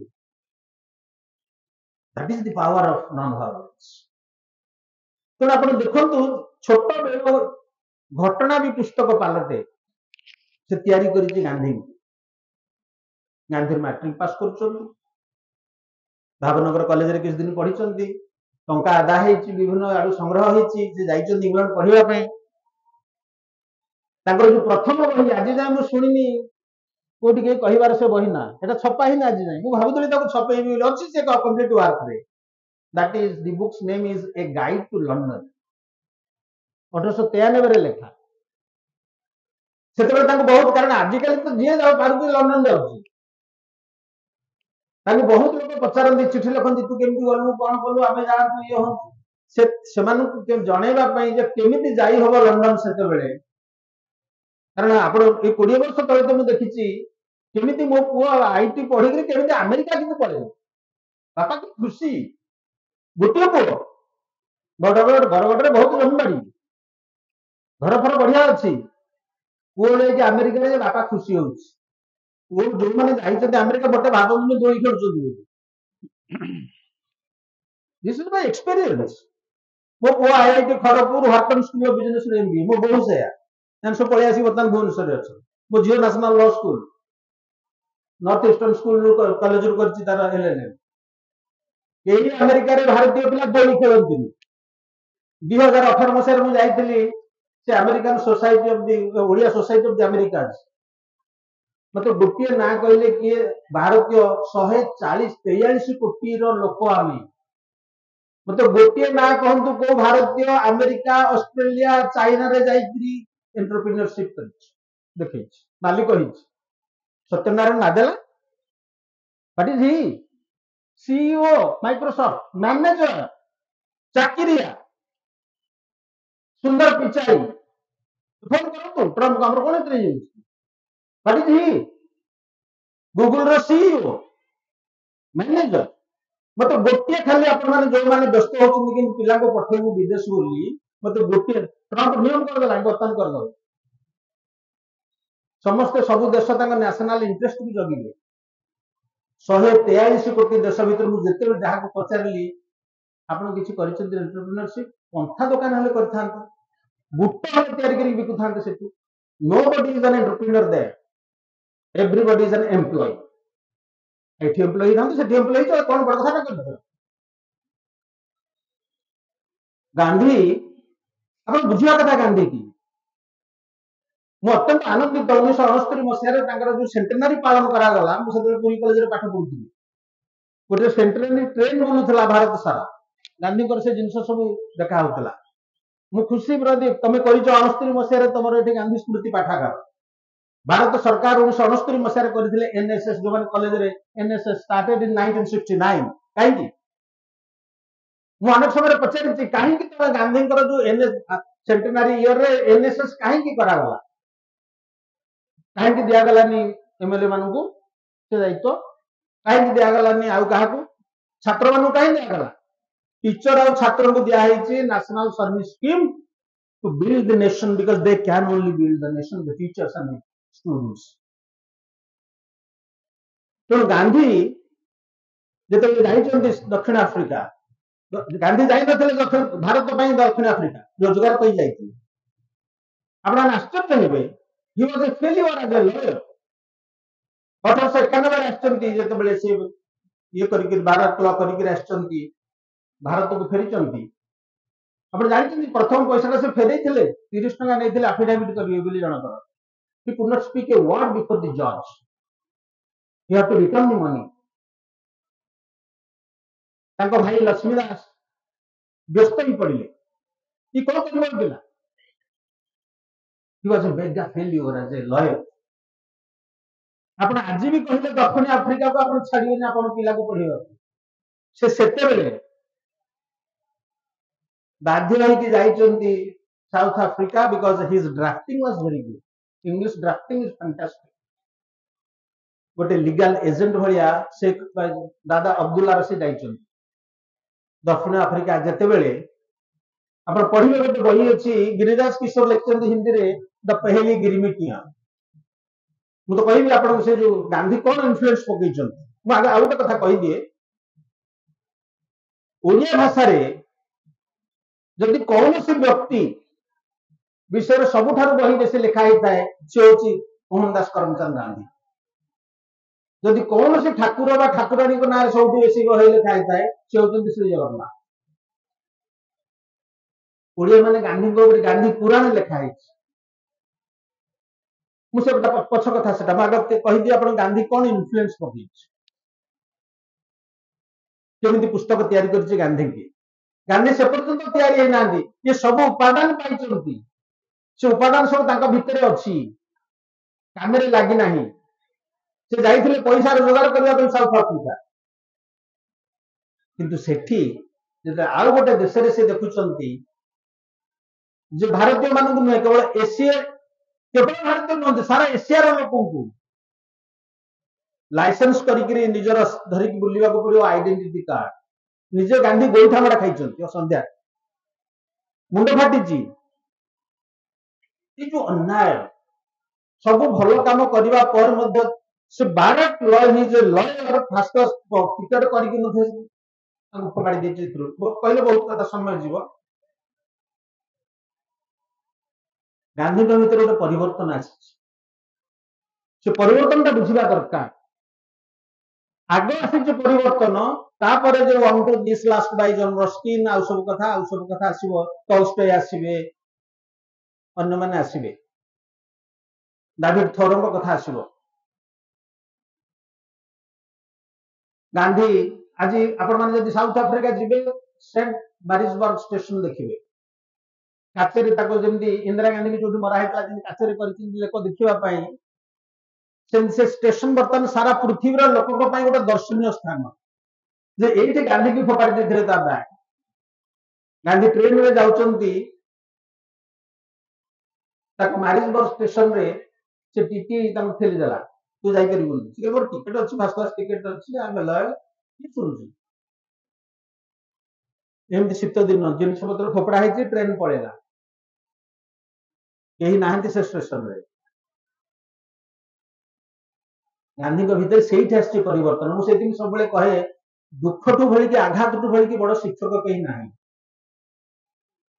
ଏ ଜାତି ଉଠି ନଥାନ୍ତା ମୋଟେ ଓଡ଼ିଆ ଜାତି ଗଙ୍ଗାଧର ମେହେର ମୋ ପଛପରେ ଠିଆ ହେଇଛନ୍ତି କାନ୍ତିଚନ୍ଦ୍ର ଭଟ୍ଟାଚାର୍ଯ୍ୟ ଆସିଲା ଦେଲେ ଭାବୁଛି ନାକକୁ ମୋଡ଼ି ଓଡ଼ିଆ একটা ସ୍ୱତନ୍ତ୍ର ଭାଷା ନয় ସେଇଠୁ ବାଧିଲା ଆରମ୍ଭ ହେଲେ ଫକୀର ମୋହନ ସେଇଠୁ ମଧୁସୂଦନ ସେଇଠୁ ଗଙ୍ଗାଧର ମେହେର ବାହାରିଲେ ତାପରେ ସେ ପର୍ଯ୍ୟନ୍ତ ବାହାରୁ ନଥିଲେ ଓଡ଼ିଶାକୁ କହିଲେ ଗୋଟେ ଜାତି ବୋଲି ଆପଣ ଆଶ୍ଚର୍ଯ୍ୟ କୋଉ କହିନାହାନ୍ତି କବି ମାନେ ଆପଣ ଭାବୁଛନ୍ତି କି କହିଛନ୍ତି ଉପେନ୍ଦ୍ର ବନ୍ଧୁଠୁ ଆରମ୍ଭ କରିକି କହିଛନ୍ତି ଓଡ଼ିଆ ଗୋଟେ ଜାତି କହିଛି ମଧୁସୂଦନ ଦାସ ଓଡ଼ିଆ ଗୋଟେ ଜାତି ଓଡ଼ିଆର ଗୋଟେ ତାକତ ଅଛି ଓଡ଼ିଆର ଗୋଟେ ପରିଚୟ ଅଛି ଓଡ଼ିଆର ଗୋଟେ ଫ୍ୟୁଚର ଅଛି ଓଡ଼ିଆର ଗୋଟେ ଅତୀତ ଥିଲା ଗାନ୍ଧୀ ସେମିତି ଏକ ଅନୁଭବ ତାଙ୍କର ଆସିଛି ଯେ ଭାରତୀୟ ମାନଙ୍କର ଗୋଟାଏ ସ୍ଥିତି ଅଛି we must fight for that ତେଣୁ ଗୋଟେ ଅତି ଭୀରୁ ଅତି ନମ୍ର ସେଇଠି ସେ ପିଲା ଡିସାଇଡ୍ କରି ସେ ଗାନ୍ଧୀ ଡିସାଇଡ୍ କରିଛନ୍ତି ଲେଖିଛନ୍ତି ସେଥିରେ ସିଏ ଯେ ମୁଁ ଡିସାଇଡ୍ କଲି should I pocket the insult should I pocket my insult or should I go ahead ସେ ସେଇଠି ଡିସାଇଡ୍ କଲେ ସେଇ ଦୁଃଖ ତାଙ୍କୁ ଦେଇକି ମଣିଷ କରିଛି ସେଇଠୁ ଆରମ୍ଭ ହେଲା ତାଙ୍କର ଜୀବନ ଯାତ୍ରା ଗାନ୍ଧୀ ଠିକ କଲେ ଯେ ସେ ସାମ୍ନା କରିବେ ସେ ସେଇଠୁ ଚିଠି ଲେଖିଛନ୍ତି ମୁଁ ପିଲାମାନେ ସମସ୍ତଙ୍କୁ କହୁଛି ଆମେ ଅନେକ ସମୟରେ ଅନ୍ୟାୟ ଦେଖିଲେ ବି ଚିଠିଟିଏ ଲେଖୁନା ସରକାରଙ୍କୁ ଆଜି ବି ମୁଁ ଦେଖିଛି ଆମେ ବସିକି ଆଲୋଚନା କରିବୁ କମନ ରୁମରେ जे कथाटा होଉଛି से कथाटा होउनी केतटा चिठी लिखिଛନ୍ତି सरकार को यदि समय था ମୁଁ କହନ୍ତି ଦିଟା ଲୋକ ତିଆରି ହେଇଛନ୍ତି କେବଳ ପ୍ରୋଟେଷ୍ଟ କରିକି Madhusudan Das Mohan Das Karamchand Gandhi Gandhi protest general manager को चिठी लिखिले मत एमती व्यवहार कराई आप जानते हैं फल मारा है से कथा आलोचना करा गांधी तापर जेतेबेले फेरिचंती पढ़िचंती टॉल्स्टॉयଙ୍କର से बही the freedom of the kingdom of God is within you से बही पढ़िला पर तांग भीतर परिवर्तन से भलो आयो तांकर आयो बढ़िलानी से पहिले गिरमिटिया बहीटा पढ़िले जानि परिबे जे से वकील भीतर आतंक खेलेले सेठी कारण जे लढुथिले दी जण भीतर वकील माने ताको फायदा नै कि बढ़ौथिले दिन को दिन पर दिन हम एबे भी करूथिबे देखिथिबे से दी पार्टी ने डाकी करी समाधान आउट ऑफ द कोर्ट करेवा आरंभ करे he became a threat to the lawyers their profession से लोग गांधी निजे 5000 पाउंड आदा माने आयो करथिले ताकर रेपुटेशन बहुत हाई थिला से किंतु ए बहीटी पढ़िला परे the kingdom of God is within you he started this आश्रम फिनिक्स आश्रम हम जानते से कौन हैला फिनिक्स आश्रम रे से इंडियन ओपिनियन बाहर कले गोटे खबर कागज जो फ्रेडरिक पोलक थे काम करते नियम करदे गांधी जे आवश्यकता अनुसार पैसा दिया मुझे रही पारे प्रदीप बाबू क्लर्क हो पारती कानदेव बाबू पिओन हो पारती कि आम मान आवश्यकता अनुसार मोर जो गोटे पिला मोर दरमा जी हम दुईटी पिला दरमा ताठू अधिक हम किए कथा करें कथा किए आलोचना करोटी Gandhi did that That is how that book influenced him. तेणु से फिनिक्स आश्रम रे टॉल्स्टॉय जो बाणीटा को से कार्य लगेले एवं तापर आसुची दिने जाउचंती बोधे 1904 मसिहा तक हेलाडी से जाउचंती फ्रॉम जोहान्सबर्ग टू डरबान 24 घंटार बाट ताको पाखु जाइतले से इंडियन ओपिनियन रे जे काम करंती फ्रेडरिक पोलक से गोटे बही नैथिले आमे जंती समय काटेबा पई किस नै कि जो मैगजीन ये से गांधी कहले बहीटा नियंतु पढ़िबे गांधी से बही की पढ़ी पढ़ी गले ताको इते भल लागला से बही से लिखि चंदी जे मु से बही की आ तळे थले दे पारलेनी 24 घंटा से पढ़ी चंदी से बही की से लिखुचंदी the moment I alighted from the train रो लेला बेल को I am a different man अढ़े पृष्ठार प्रबंध आगे दया करी पढ़ंतु 18th भागर चतुर्थ चैप्टर अढ़े पृष्ठा तार कैप्शन कोन दैछि जानथि the magic spell of a book गोटे बहिर कुहुक प्रभाव मु तो कहे गांधी ऑर्डिनरी थिले से जाए से बही तांको बदलै देला से निजे कहते यार कुहुक प्रभाव मो ऊपर पड़ी जो तीन कथा कहते आज्ञा आमर बहुत छोट लिखिं से विस्तारित कर कहले गोटे धाड़ी प्रथम धाड़ी that the happiness of the individual is ingrained in the happiness of all व्यक्तिर सुख समूह सुख रे निहित छोटिया कथा द्वितीय the work of a lawyer is equivalent to the work of a barber फुटाड़ी मारनी मु चीफ इंजीनियर तुम्हें जिंदी तम काम रे चीफ इंजीनियर से प्राइमरी स्कूल रो शिक्षक ମଧ୍ୟ ता पाठ पढ़ा रे सेमती शीर्ष यू आर इक्वल द्वितीय कथा तृतीय कथा से शिखिचंती the labor that produces is worth labor माने जो श्रम किछि आदाय करे किछि माने उगा निर्धार करते किछि उत्पादन करे सी हूँ असल श्रम आम किंतु जे कलम चलेला ताको कहलु सी हूँ आज्ञा आम जे आनी परिवा भी ताको तू ता करू किंतु जाई किराणी की कहबो आज्ञा तेणु से कहते जे किछि प्रोड्यूस करुची the labour that produces is worth ये जो तीनोटी कथा से लिखुचंती ए तीनोटी कथा ताको बदले से लिखिचंती सब बही रे जो प्रथम कथाटा मु किछि किछि जानि थिली द्वितीय कथाटा अधा आदि जानि थिली तृतीय कथाटा मोटे जानि सेति से ब्रेड लवर कथा को कॉल को आछन ଏଇ ଯୋଉ କଥାଟି ଯାହା କହୁଥିଲେ ଆଜ୍ଞା ତାଙ୍କ ଭିତରେ ଆଣିଛି ଯୋଉ ଭାବନା ତାକୁ ସେ ହିନ୍ଦ ସ୍ୱରାଜରେ ବାହାରିଲା ସେ ବହି 1919 ସର୍ବୋଦୟ କଥା ପଛରେ ଆସିଛି। ତାଙ୍କ ପାଖରେ ଥିଲେ ତାଙ୍କ ପୁତ୍ର ମଗନଲାଲ ଗାନ୍ଧୀ ନା କି ସିଏ ବାହାର କଲେ ସର୍ବୋଦୟ। ତେଣୁ ଅନଟୁ ଦିସ୍ ଲାଷ୍ଟ ବହି ତାଙ୍କ ଭିତରେ ଏଇ ପ୍ରଭାବ ପକେଇଛି। ଭେଜିଟେରିଆନିଜମ କଥା କହୁଥିଲେ ସର୍ଟ କର ତା ମଧ୍ୟ ତାଙ୍କୁ ସେଠି ପ୍ରଭାବ ପକେଇଛି। ଏ ଭିତରେ ସେ ପଢିଛନ୍ତି ଗୀତା। ତା ପୂର୍ବରୁ ଆପଣ ଜାଣିଛନ୍ତି ଗୀତାକୁ ସେ ଇଂଲିଶରେ ପଢିଛନ୍ତି ଯୋଉଟା କହୁଥିଲେ ସନ୍ ସେଲେଷ୍ଟିଆଲ। ତେଣୁ ଏଇ ଯୋଉ ଗୁଡିକ ବହି ରାମାୟଣ ଠାରୁ ଆରମ୍ଭ କରି ପିଲାଦିନେ ପଢିଥିବା ସେ ଯୋଉ ଛୋଟ ଛୋଟି ବହି, ତାପରେ ହରିଶ୍ଚନ୍ଦ୍ର ଉପାଖ୍ୟାନ, ଶ୍ରବଣ କୁମାର ଉପାଖ୍ୟାନ, unto this last the kingdom of God is within you, ସେ ଭେଜିଟେରିଆନିଜମ ଇନ୍ ଫେଭର ଅଫ ଭେଜିଟେରିଆନିଜମ, ଏ ସବୁ ବହି ଗୁଡିକ ଗାନ୍ଧୀଙ୍କୁ ଅର୍ଡିନାରୀରୁ ମଣିଷ କରିଛି। ତାଙ୍କର ଯୋଉ ପରିବର୍ତ୍ତନ ଆସିଛି ସେଇଥିପାଇଁ ତାଙ୍କୁ ପ୍ରଥମ ଥର ପାଇଁ ଏମାନେ କହୁଛନ୍ତି ଯେ କହିଲେ ରବି ଟାଗୋର ତାଙ୍କୁ ମହାତ୍ମା। ଆପଣ ପଢିବେ ଗୋଟେ ବହି ଅଛି ପବ୍ଲିକେସନ ଡିଭିଜନ ଛାପିଛି ଗାନ୍ଧୀ ଏ କ୍ରୋନୋଲୋଜି। ଭାରତ ବର୍ଷ କଣ ମୁଁ ଭାବୁଛି ପୃଥିବୀରେ ଏମିତି କୌଣସି ବ୍ୟକ୍ତି ନଥିବ ଯାହାର ପ୍ରତି ଦିନଟା ରେକର୍ଡେଡ ହେଇଛି। କେତେ ମେଟିକୁଲସ୍ ଥିଲେ ସିଏ, ମୁଁ ଆଶ୍ଚର୍ଯ୍ୟ ହେଇଯାଏ।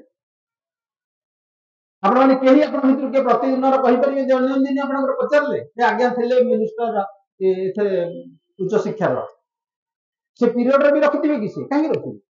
But look at Gandhi, his daily activities map, ପ୍ରତିଦିନର ଆକ୍ଟିଭିଟି ସେଥିରେ ଲେଖା ହେଇକି ରହିଛି।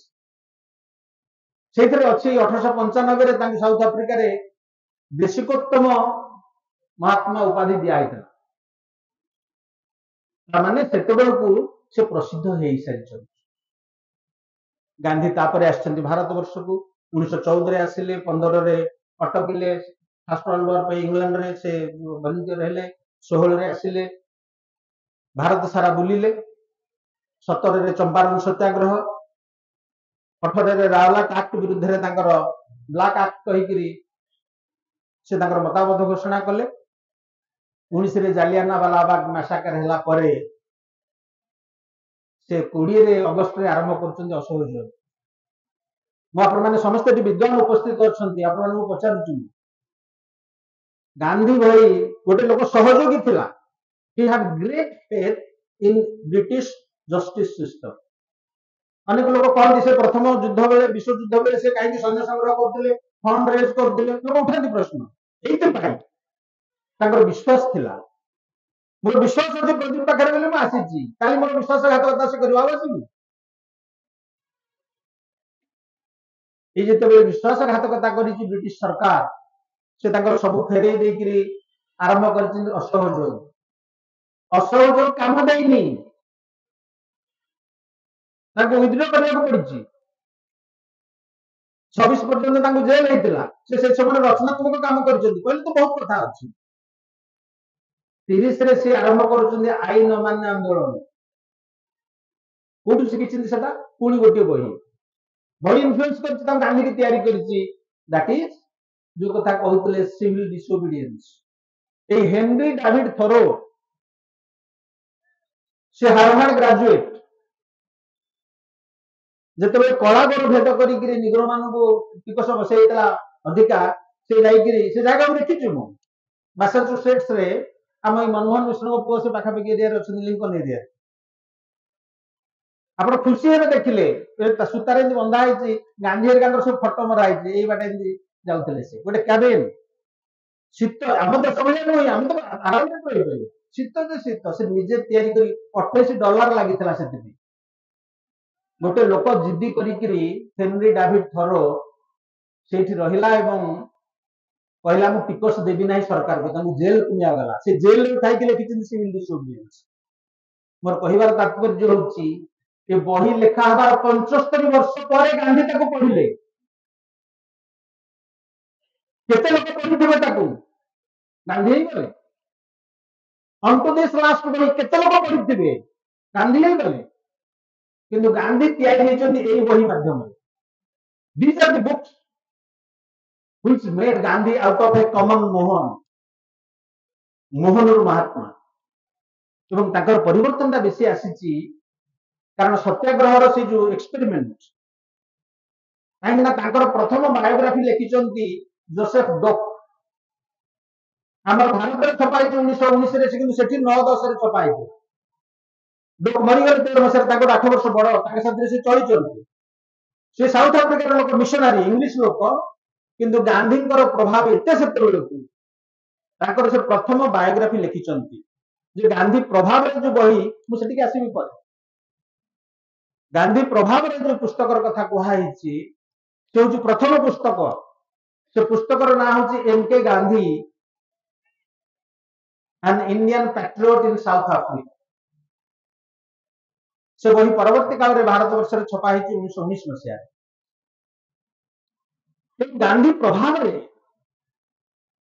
ଏତେ ଯେ ବହି ଲେଖା ହେଇଛି, ଆମର ତ ଏଠି ଓଡିଶାରେ ଗୋଟେ ଗାନ୍ଧୀ ପୁରାଣ ଲେଖା ହେଇଛି, ଆପଣ ପଢିଛନ୍ତି କି ନା ମୁଁ ଜାଣିନି। କୁଳମଣି ପାଣି ବୋଲି ଜଣେ ଲେଖିଛନ୍ତି, ଯେମିତି ସ୍ୱର୍ଗରେ ସଭା ବସିଛି, ଆଲୋଚନା ଚାଲିଛି ଯେ ବର୍ତ୍ତମାନ ମର୍ତ୍ତ୍ୟରେ ଯୋଉ ବିପଦ, ଯୋଉ ଗୋରା ମାନେ ଏମିତି କରୁଛନ୍ତି ସେମିତି କରୁଛନ୍ତି, ସେଠୁ ସେ ନିଜେ ବିଷ୍ଣୁ କହୁଛନ୍ତି ମୁଁ ତାହେଲେ ଅବତାର ନେଇକି ଯିବି, ଅମକ କହିବି ସମକ। ଆପଣ ଭାବନ୍ତୁ କେତେ, ଆପଣ ଜାଣିଛନ୍ତି, ମୁଁ ତ ଭାବୁଛି ଯେତେ ମୁଣ୍ଡିଆ ମାରିଲେ ବି କମ ହବ ବରଗଡ ବାଟିକି, ମାନେ ମୁଁ ଏଠିକି ଆସିଛି ବୋଲି ତେଲେଇକି କହୁନି, ମୁଁ କଣ ପାଇବି। ଗାନ୍ଧୀ, ଆପଣ ଆଉ ଗୋଟେ କଥା କହିଦଉଛି, ଆପଣ ଆଉ କୋଉଠି ପାଇବେ ନାହିଁ, କୋଉଠି ଶୁଣିଛନ୍ତି ଯେ ସେ ବରଗଡ ଶ୍ରୀକୃଷ୍ଣ, ସେ ଅତାବିରା ଶ୍ରୀକୃଷ୍ଣ, କି ସେ ଅମକର ଶ୍ରୀରାମ ଶୁଣିଛନ୍ତି କୋଉଠି? କିନ୍ତୁ ସାରା ପୃଥିବୀର ଲୋକ ଚାହିଁଛନ୍ତି ଗାନ୍ଧୀ ହବା ପାଇଁ। Sambalpur Gandhi Chandrashekhar Behera, Martin Gandhi Martin Luther King, ଭାଇ ବୁଦ୍ଧ ସିଂ ଫିଲିପାଇନ୍ସ ଗାନ୍ଧୀ, ଗଜପତି ଗାନ୍ଧୀ ସାରଙ୍ଗଧାର ଦାସ, କୋରାପୁଟ ଗାନ୍ଧୀ ବିଶ୍ୱନାଥ ପଟ୍ଟନାୟକ। ଗାଁ ଗାଁରେ ଗାନ୍ଧୀ ବାହାରିଲେ, ପାଣି ଉରାରେ ଗାନ୍ଧୀ, ଦେଶଭକ୍ତିରେ ଗାନ୍ଧୀ, ଅମକରେ ଗାନ୍ଧୀ, ପ୍ରତି ଗାଁରେ ଲୋକ ବାହାରିଲେ ଆମେ ଗାନ୍ଧୀ ହବୁ। ପୃଥିବୀରେ ଏହାର ଉଦାହରଣ ନାହିଁ। ବରଗଡ଼ କେବଳ ଗାନ୍ଧୀ ହେଇନି, ଗାନ୍ଧୀ ଛପ କରିନି, ବତୁରାରେ ଗାନ୍ଧୀ ମନ୍ଦିର କରିଛି। ଏ ମାଟି ପବିତ୍ର ମାଟି ନୁହଁ, କୋଉ ମାଟି ପବିତ୍ର? ଗାନ୍ଧୀ ବୋଧକୁ ଯେ ଅନୁଭବ କରିଛି। ମୁଁ ବହୁତ ଲୋକଙ୍କୁ ପଚାରିଛି ଗାନ୍ଧୀ ଆମକୁ କଣ ଦେଇଛନ୍ତି, ପିଲାମାନଙ୍କୁ ପଚାରେ, ସେମାନେ କହନ୍ତି ଗାନ୍ଧୀ ଆମକୁ ସତ୍ୟ ଅହିଂସା ଦେଇଛନ୍ତି।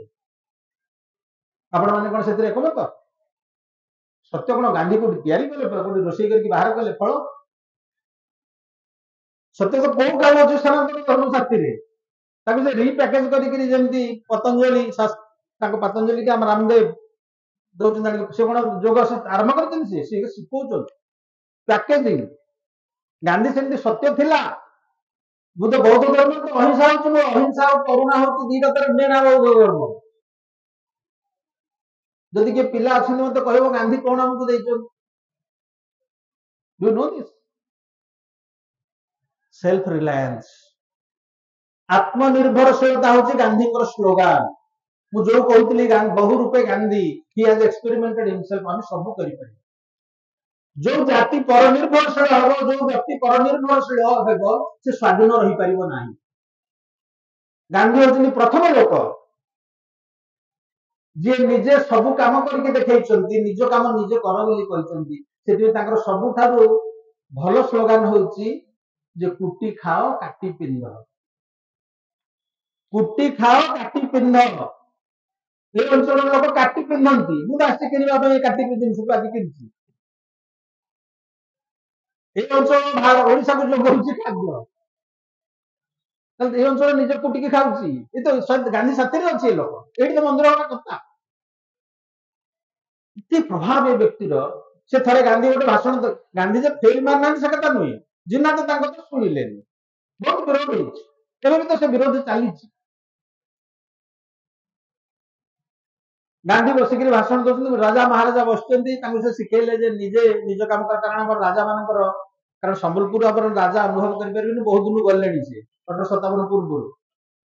ଆମର ଯୋଉ ଗଡଜାତ ରାଜା ମାନେ ଥିଲେ, ସେମାନେ ଲୋକ ରଖିଥିଲେ, ତାଙ୍କର ଜଣେ ତାଙ୍କୁ ଲୁଗା ପିନ୍ଧେଇ ଦବ, ତାଙ୍କର ଆଉ ଜଣେ କଛା ମାରିଦବ, ତାଙ୍କର ଜଣେ କୁଞ୍ଚ କରିଦବ, ତାଙ୍କର ଯୋଉ ଦୋଷଟା ସେ ଆଉ ଜଣେ ପକେଇଦବ, ତାଙ୍କର ଯୋଉ ନିଶ ସେ ଆଉ ଜଣେ ସଜାଡି ଦବ। କ୍ଷର କରିବା ଲୋକ ଅଲଗା, କୁଣ୍ଡେଇ ଦବ ଜଣେ, ଗଣ୍ଠି ପକେଇଦବ ଆଉ ଜଣେ। ନୟାଗଡ଼ ରାଜା ଗୋଟେ ପୋଲିସ ରଖିଥିଲେ, ସେ ତାଙ୍କୁ ଶୌଚ କରିଦିଏ।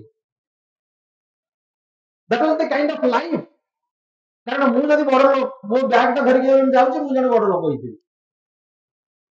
ଗାନ୍ଧୀ ଶିଖେଇଲେ ନିଜ କାମ ନିଜେ କରିବା, ତା ପୂର୍ବରୁ କେହି କରିନାହାନ୍ତି। ଏଟା ଛୋଟିଆ କଥା ନାହିଁ, ଯାର ପ୍ରଭାବ କିନ୍ତୁ ସୁଦୂର ପ୍ରସାଦ। ଗାନ୍ଧୀ ଶିଖେଇଛନ୍ତି ତୁମେ ଯଦି ଆତ୍ମନିର୍ଭରଶୀଳ ହବ, ସେଇଥିପାଇଁ ସେ କହିଥିଲେ ଯେ ତୁମେ ଯଦି ଅସହଯୋଗ ଆନ୍ଦୋଳନକୁ ସଫଳ କରିବ, ଗୋଟେ ବର୍ଷରେ ସ୍ୱାଧୀନତା ଆସିବ। ଆମେ କିନ୍ତୁ ଅହିଂସା ସାଥିରେ ରହିପାରିଲୁନି, ଚୌରୀ ଚୌରାରେ ନିଆଁ ଲଗେଇଦେଲୁ। ଗାନ୍ଧୀଙ୍କ ପ୍ରଭାବରେ କଣ ବହି ଲେଖା ହେଇଛି? ଫାଣ୍ଟାଷ୍ଟିକ ବୁକ୍ସ ଆର୍ ରିଟନ୍ ଅନ୍। ମୁଁ ଆଗ ଓଡ଼ିଆରେ କହିଦିଏ, ଆପଣ ପଢିବେ ଯଦି ଗାନ୍ଧୀ ଓ ଉତ୍କଳ ଲେଖିଛନ୍ତି ଗୋପବନ୍ଧୁ ଚୌଧୁରୀ। ଗାନ୍ଧୀଙ୍କ ସାଥିରେ ବୁଲିକିରି ସେ ଗାନ୍ଧୀକୁ ବୁଝିବାକୁ ହେଲେ ସେ ବହିକୁ ପଢିବା ଦରକାର।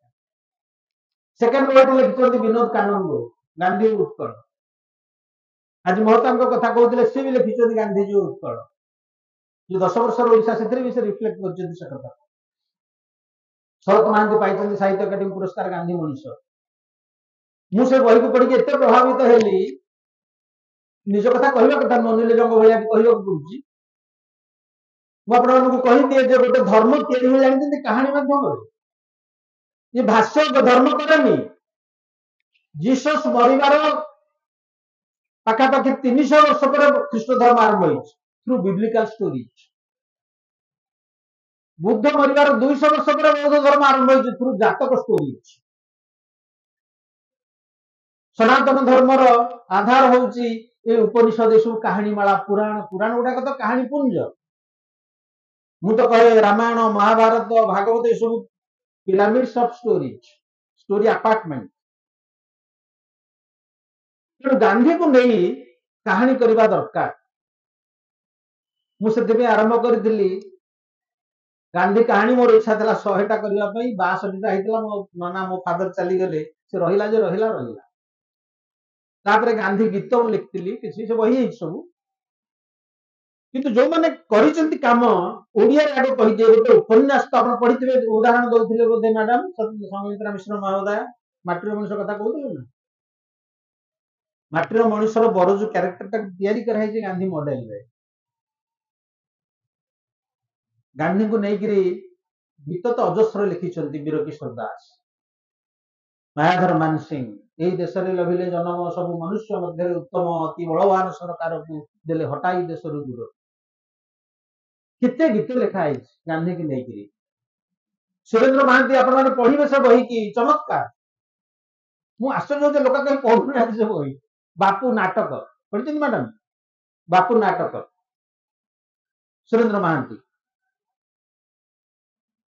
ଅଟୋବାୟୋଗ୍ରାଫିର ତୁଳନା ନାହିଁ, ଗୋଟେ ପରେ ଗୋଟେ କେତେ ଲେଖା ହେଇଛି, ଗୀତ ଲେଖା ହେଇଛି, ଉପନ୍ୟାସ ଲେଖା ହେଇଛି। ଏବେ ଯୋଉ 150 ବର୍ଷ ପୂର୍ତ୍ତି ହେଲା 2019ରେ, ଟଙ୍କା ଆସିଲା ବହୁତ।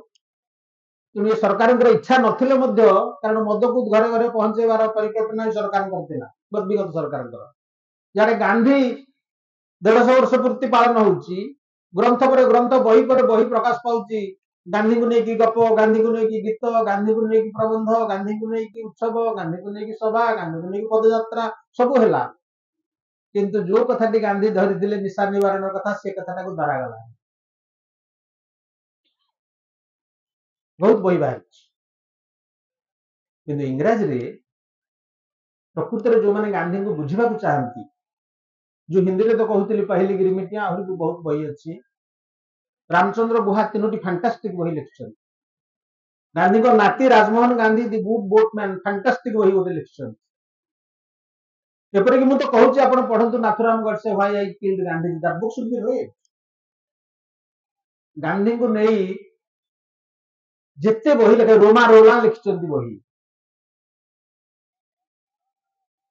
ଗାନ୍ଧୀଙ୍କୁ ଆଧାର କରି ଯେତେ ବହି ଲେଖା ହେଇଛି, କୌଣସି ବ୍ୟକ୍ତି ମତେ ପଚାରୁଥିଲେ, ପ୍ରଦୀପ କୋଉ ଲୋକ ଉପରେ ଏତେ ବହି ବେଶୀ ଲେଖା ହେଇଥିବ? ସେକ୍ସପିୟର ନା, ସେକ୍ସପିୟରଙ୍କର କ୍ରିଟିସିଜମ ବହି ବାହାରିଛି, କିନ୍ତୁ ଗାନ୍ଧୀଙ୍କ ଜୀବନକୁ ନେଇକିରି ଅନୁଶୀଳନ କରିକିରି ବହି ଲେଖା ହେଇଛି, ଲେଖା ଚାଲିଛି। ଆପଣ ଆଶ୍ଚର୍ଯ୍ୟ ହେବେ, ତାର ଗୋଟେ କାଉଣ୍ଟର ଇଫେକ୍ଟ ବି ଅଛି। ଗାନ୍ଧୀ ହେଟର୍ସ କ୍ଲବ ଅଛି, ପ୍ରତିଦିନ ଗାନ୍ଧୀ ବିରୁଦ୍ଧରେ କଥା ଚାଲିଛି, ସେ କଥା ବି ହବ। ଗାନ୍ଧୀ ତ ଯିବାର କୋଉ କାଳ 1948 ମସିହାରୁ ଗଲେଣି, ଏବେ ବି ସେମିନାର ହଉଛି, रेलिवेंस ऑफ गांधी एथुर बुझिबे जे गांधी प्रकृति रे केते रेलिवेंट। गांधी अनेक बहिर समष्टि रे तांकर गांधी पण पाइथिले। गांधी को प्रभाव रे ओडिया केवल नुहे इंग्राजी केवल नुहे भारतीय सकल भाषा रे अनेक लेखा है। ମୁଁ ଆପଣଙ୍କୁ କହିଦିଏ ଗୋଟେ ଖାଲି ଶେଷ କରିଦେବି କଥାଟା 8 ବାଜିଲା ମତେ 7 ବେଳେ ଦେଇଥିଲ 8:30 ଚାଇନା ରେ ଯେତେବେଳେ ପ୍ରଥମେ ଆରମ୍ଭ କଲେ ଗାନ୍ଧୀ ପ୍ରୋଟେଷ୍ଟ ଯେ ଆମେ ସତ୍ୟାଗ୍ରହ କରିବା ଗ୍ରହଣ କରିବା ନାହିଁ ଏ सर्टिफिकेट ଆମେ जो परमिट पॉकेट रे धरके बुलिबा विरोध करथिले से प्रथम जेल से जाइथिले। गांधी को सेते बेले चाइनीज देथिले गोटा संवर्धना। आ गोटे चमत्कार कथा आपन कहूची हम तो अनेक कथा रखुने हिसाब। आज जदि ministry of external affairs government of India को आसुची भारत वर्ष मूर्ति पे बराद बुद्धक पे बराद आसुची अन्य मान मूर्ति पे मध्य बराद आसे नटराज को मूर्ति मध्य बराद आसे गांधी सबुठ बेसी मूर्ति एवं आपण जानी जी जहाँ विरोध करंतु पछे विदेश को गले गांधी कथा ही कहे बाध्य। मुझे मझिरे स्वाभाविक कारण मुझे कौन से राजनैतिक दल में अच्छी मो दलर भावमूर्ति बढ़ेवाई मु किसी कार्य करने दरकार। गोटे तैयारी करागला पटेल मूर्ति पृथ्वी रे उच्चा मूर्ति नथिबो कहीं कहले पटेल नकरिक गांधी गांधी कहीं करूँ गांधी कौन कर मुझे बोधे 2016 मसीहा ट्रम्प निर्वाचन से जिणी था मुझे कहती मो पुअर शाड़ी से हार्वर्ड रे पीएचडी करता से एमआईटी स्क्वायर गोटे केंडल स्क्वायर था ना से अपार्टमेंट रे था से किसी सांग को डाकिक आनी घर को से कराची पिला थिले इटाली गोटे झील था सब किए 4-5 जन थे समस्त मन दुख जो ट्रम्प जिणी गले मुझे जन को पचारि where could you find the biggest statue in the world the tallest statue so obviously Patel in India more second प्रश्न था हु इज पटेल से रहिला किछि जानिने तांका विषय रे बहुत भाभी भाभी कहला is the greatest disciple of Gandhi तो गांधी की तमे अवॉइड कर परिबोनी बुली बुली सेठी जाकी पहुंचो बर्तन कोहा गलानी जे इंटरनेशनल डिस्प्यूट रो जो हल बाहर करिया पाई सबुठार बड़ आवश्यकता होची peaceful discussion Gandhian model of peaceful settlement एबे एनवायरनमेंट ऊपर कोहा होची बहु कालरू गांधी कहिसंती आ गोटे कथा कहि दे कारण मो पुओ जो आईआईटी रे पढुतला मोर कारण गांधी मु जेहेतु भल पाए मु देखली पटेल हॉल अच्छी से अब्दुल कलाम हॉल अच्छी समक अच्छी गांधी हॉल अच्छी इंदिरा गांधी हॉल नेहरू हॉल बोले गांधी कहीं पिला पचारि से कहले गांधी कौन टेक्नोलॉजी फ्रेंडली एटा आईआईटी होची Indian Institute of Technology Gandhi was against technology no किछि जानि न कहि दउ संगे संगे व्हाट इज अरब पटेल मी इट इज टेक्नोलॉजी अरब गोटे मशीन से जो तल इनका फोल्डिंग अरट सेटा मोहनलाल गांधी आरंभ करते जानते तो तुमको खाली एटा मशीन दिसुची गांधी ट्रेन रे बुलथले that is a machine Gandhi इंद्रस्थल घंटा दैट इज अ मशीन आपण डेल कार्नेज मु भूली से कथा कहबा पई डेल कार्नेज छोट बही लिखचंती unknown facts about well known people in the world अगर प्रथम सेंटेंस होची ता दे रे गांधी का विषय रे जे Gandhi was not hard to the third line in the audience माने गांधी जहा कहंती से तृतीय धाड़ी की शुभेनी but he was hard by the entire world एते ए जंत्र नथिला ना गोटे लोक तार कथा तृतीय धाड़ी की शुभेनी किंतु पृथ्वी शुणे ଆଉ ଗୋଟେ ସେଣ୍ଟେନ୍ସ ତାଙ୍କର ମୁଁ ତା ଦେହରୁ ପଢିଥିଲି ବହୁତ ଦିନ ତଳେ, ମନେ ପକେଇ କହୁଛି, କାରଣ ମୁଁ ଅଛି ତ ମୋର କହିବା ପାଇଁ, ମୁଁ ଡରେ ପ୍ରକୃତରେ ପ୍ରଦୀପ। ସେ ଡରର କାରଣଟା କହିବି ଆପଣ ମାନଙ୍କୁ। ମାନେ ପ୍ରଦୀପ କି ଡରେ, ବରଗଡକୁ ବି ଡରେ, ଏ ଦିଟା କାରଣରୁ ମୁଁ ଆସିଛି, ଆସିବା କଥା ନୁହଁ। ସେଥିରେ ଲେଖା ହେଇଛି ଯେ when Gandhi refuses to take food, editors all over the world shout for headlines। ମାନେ ଏତେ ଲୋକଟା ପ୍ରସିଦ୍ଧ, ସେ ଯେତେବେଳେ ଅନଶନ ଆରମ୍ଭ କରିବ ସାରା ପୃଥିବୀରେ ହୁଲସ୍ତୁଲ ହେଇଯିବ। ଅନେକ ଜାଣିନଥିବେ ଆପଣମାନେ, ଗାନ୍ଧୀ ନକଲି ଦାନ୍ତ ଲଗାଉଥିଲେ, ସେ ସେଇଥିରେ ଲେଖିଛନ୍ତି the best known man in the world carries his false teeth in his loin cloth, that is the sentence। ଗାନ୍ଧୀଙ୍କର ଯେତେ ସମ୍ପତ୍ତି ଥିଲା, ତାଙ୍କୁ ଥରେ ଯେତେବେଳେ ଓହ୍ଲଉଛନ୍ତି ସେ ବମ୍ବେରୁ, ତାଙ୍କୁ ସେ କଷ୍ଟମ୍ସ ପଚାରିଛି, ସେ ସେଇଥିରେ ଲେଖିଛନ୍ତି ଯେ ତାଙ୍କର ସବୁ ଯାକ ବୋଧହୁଏ 78 ପେନ୍ସ ହିସାବ ହେଇଥିଲା, କଣ 4 ଖଣ୍ଡ ଧୋତି, କଣ ଅଧ ବେଲେ ଛେଳି କ୍ଷୀର, ଆଉ କଣ ଚଷମା, କଣ ଇଏ ହେଇଥିଲା ଏତିକି ପଇସା। କିନ୍ତୁ ତାଙ୍କର ସବୁଠାରୁ ମାନେ ପୃଥିବୀର ବିଲିୟନର ଠାରୁ ମଧ୍ୟ ଗୋଟେ ହଉଛି ତାଙ୍କର ପ୍ରସିଦ୍ଧି। ଏମିତି କୌଣସି ଦେଶ ନଥିଲା ଯାହାକୁ ସେ ଗାନ୍ଧୀ ଯାହାକୁ ଜାଣିନଥିଲେ। ଗାନ୍ଧୀଙ୍କ ଜୀବନକୁ ନେଇକି ଅନେକ କଥା ଅଛି, ଅନେକ କାହାଣୀ। ଗୋଟିଏ କଥା ମୁଁ କହିଦିଏ, କାରଣ ଆମେ ସମ୍ବଲପୁରରେ କହୁନା ଯେ ଭାତ ରାନ୍ଧୁଛୁ ବୋଲି, ଆମେ କହୁ ଯେ ମା କି କରସୁବ, ମା ପଖାଳ ରାନ୍ଧୁଛି, ମା ପଖାଳ ରାନ୍ଧୁଛି। ପଖାଳ ହଉଛି ଓଡିଆ ଜାତିର ଜନଜୀବନର ସବୁଠାରୁ ନିକଟତମ କଥା। ଗାନ୍ଧୀ ଆସିଥାନ୍ତି 34 ମସିହା ମେ 8ରୁ ଆରମ୍ଭ ହେଲା ହରିଜନ ପଦଯାତ୍ରା ପୁରୀର ସିଂହଦ୍ୱାରରୁ, ଆସିକି ପହଞ୍ଚିଲେ ଶିଉଳା ଛକ ବୋଲି ଗୋଟେ ଜାଗା ଅଛି, ପୁରୀ ଆଡେ ଗଲାବେଳେ ଆପଣ ଦେଖିବେ। କାରଣ ସେ ପ୍ରତିଦିନ ପଦଯାତ୍ରା କରୁଥିଲେ, କିଛି କିଛି ଜାଗାରେ ରହୁଥିଲେ, ଏବଂ ତାଙ୍କର ରହିଲା ବେଳେ ଯାହା ଖାଦ୍ୟ ରୋଷେଇ ହେଇଥିବ ସେଠି ସରିବା ଦରକାର, ଆଉ ଯାହା ସେଠି ମିଳୁଛି ସେ ସେଇଠୁ ଖାଇବେ। କାରଣ ଯେତେବେଳେ ସେ ଭଦ୍ରକରେ ଆସିକି ପହଞ୍ଚିଥିଲେ, ଆଜି ମହତାବଙ୍କର ମନେ ପକଉଥିଲେ ଆମେ, ମହତାବ କୋଉଠୁ କମଳା ମଗେଇକି ଆଣିଥିଲେ, ସେ ପଚାରିଲେ ଏଠି କଣ କମଳା ହଉଛି, ସେ କହିଲେ ନାଇଁ ଆମେ ଆଣିଛୁ। କହିଲେ ମୁଁ କହିଥିଲି ଯେ ଯାହା ସେ ଅଞ୍ଚଳରେ ମିଳୁଛି ମୁଁ ତାହା ଖାଇବି, ଖାଇଲେ ନାହିଁ। ସେମିତି ତାଙ୍କର ଦାୟିତ୍ୱ ନେଇଥିଲେ ଗୋପବନ୍ଧୁ ଚୌଧୁରୀ ଏବଂ ରମାଦେବୀ। ରମାଦେବୀ ଥିଲେ ଖାଇବା ପିଇବା ଦାୟିତ୍ୱରେ। ଶିଉଳା ଛକରେ ପହଞ୍ଚିଲା ବେଳକୁ ଖାଦ୍ୟ ହେଇଛି ଭାତ ଡାଲମା। ଯୋଉମାନେ ପଦଯାତ୍ରୀ ଦଳ ତାଙ୍କ ସାଥିରେ ଆସିଛନ୍ତି, ଖରା ଦିନ ମେ ମାସ, ବହୁତ ପବନ ବର୍ଷା ଝଡ଼ ଆସିଛି। ଖାଇବା ବେଳ ଚିନ୍ତା ପାଖାପାଖି ଗାଁର ସବୁ ଲୋକ ପଳେଇଗଲେ, ତେଣୁ ବହୁତ ଭାତ ବଳିଗଲା, କିଛି ଡାଲି ବି ବଳିଲା। କଣ କରାଯିବ? ରମାଦେବୀଙ୍କ ମୁଣ୍ଡ ଉପରେ ଚଡ଼କ ପଡିଲା। ସେ କହିଲେ ଏଇ ତ ବୁଢା ଦେଖିଲେ କହିବ ଯେ ଏଟା ବଳିଗଲା, ମୁଁ ଆଉ ଖାଇବିନି ଉପରବେଳା, କାରଣ ତାଙ୍କ ବଡ ଇଏ ଥିଲା କୌଣସି ଡେଲି ସେ ମୁଁ ଖାଇବିନି। ସିଏ ଗୋଟେ ପ୍ଲାନ କଲେ, ତାକୁ ସବୁକୁ ପଖାଳି ଦେଲେ ଭାତ।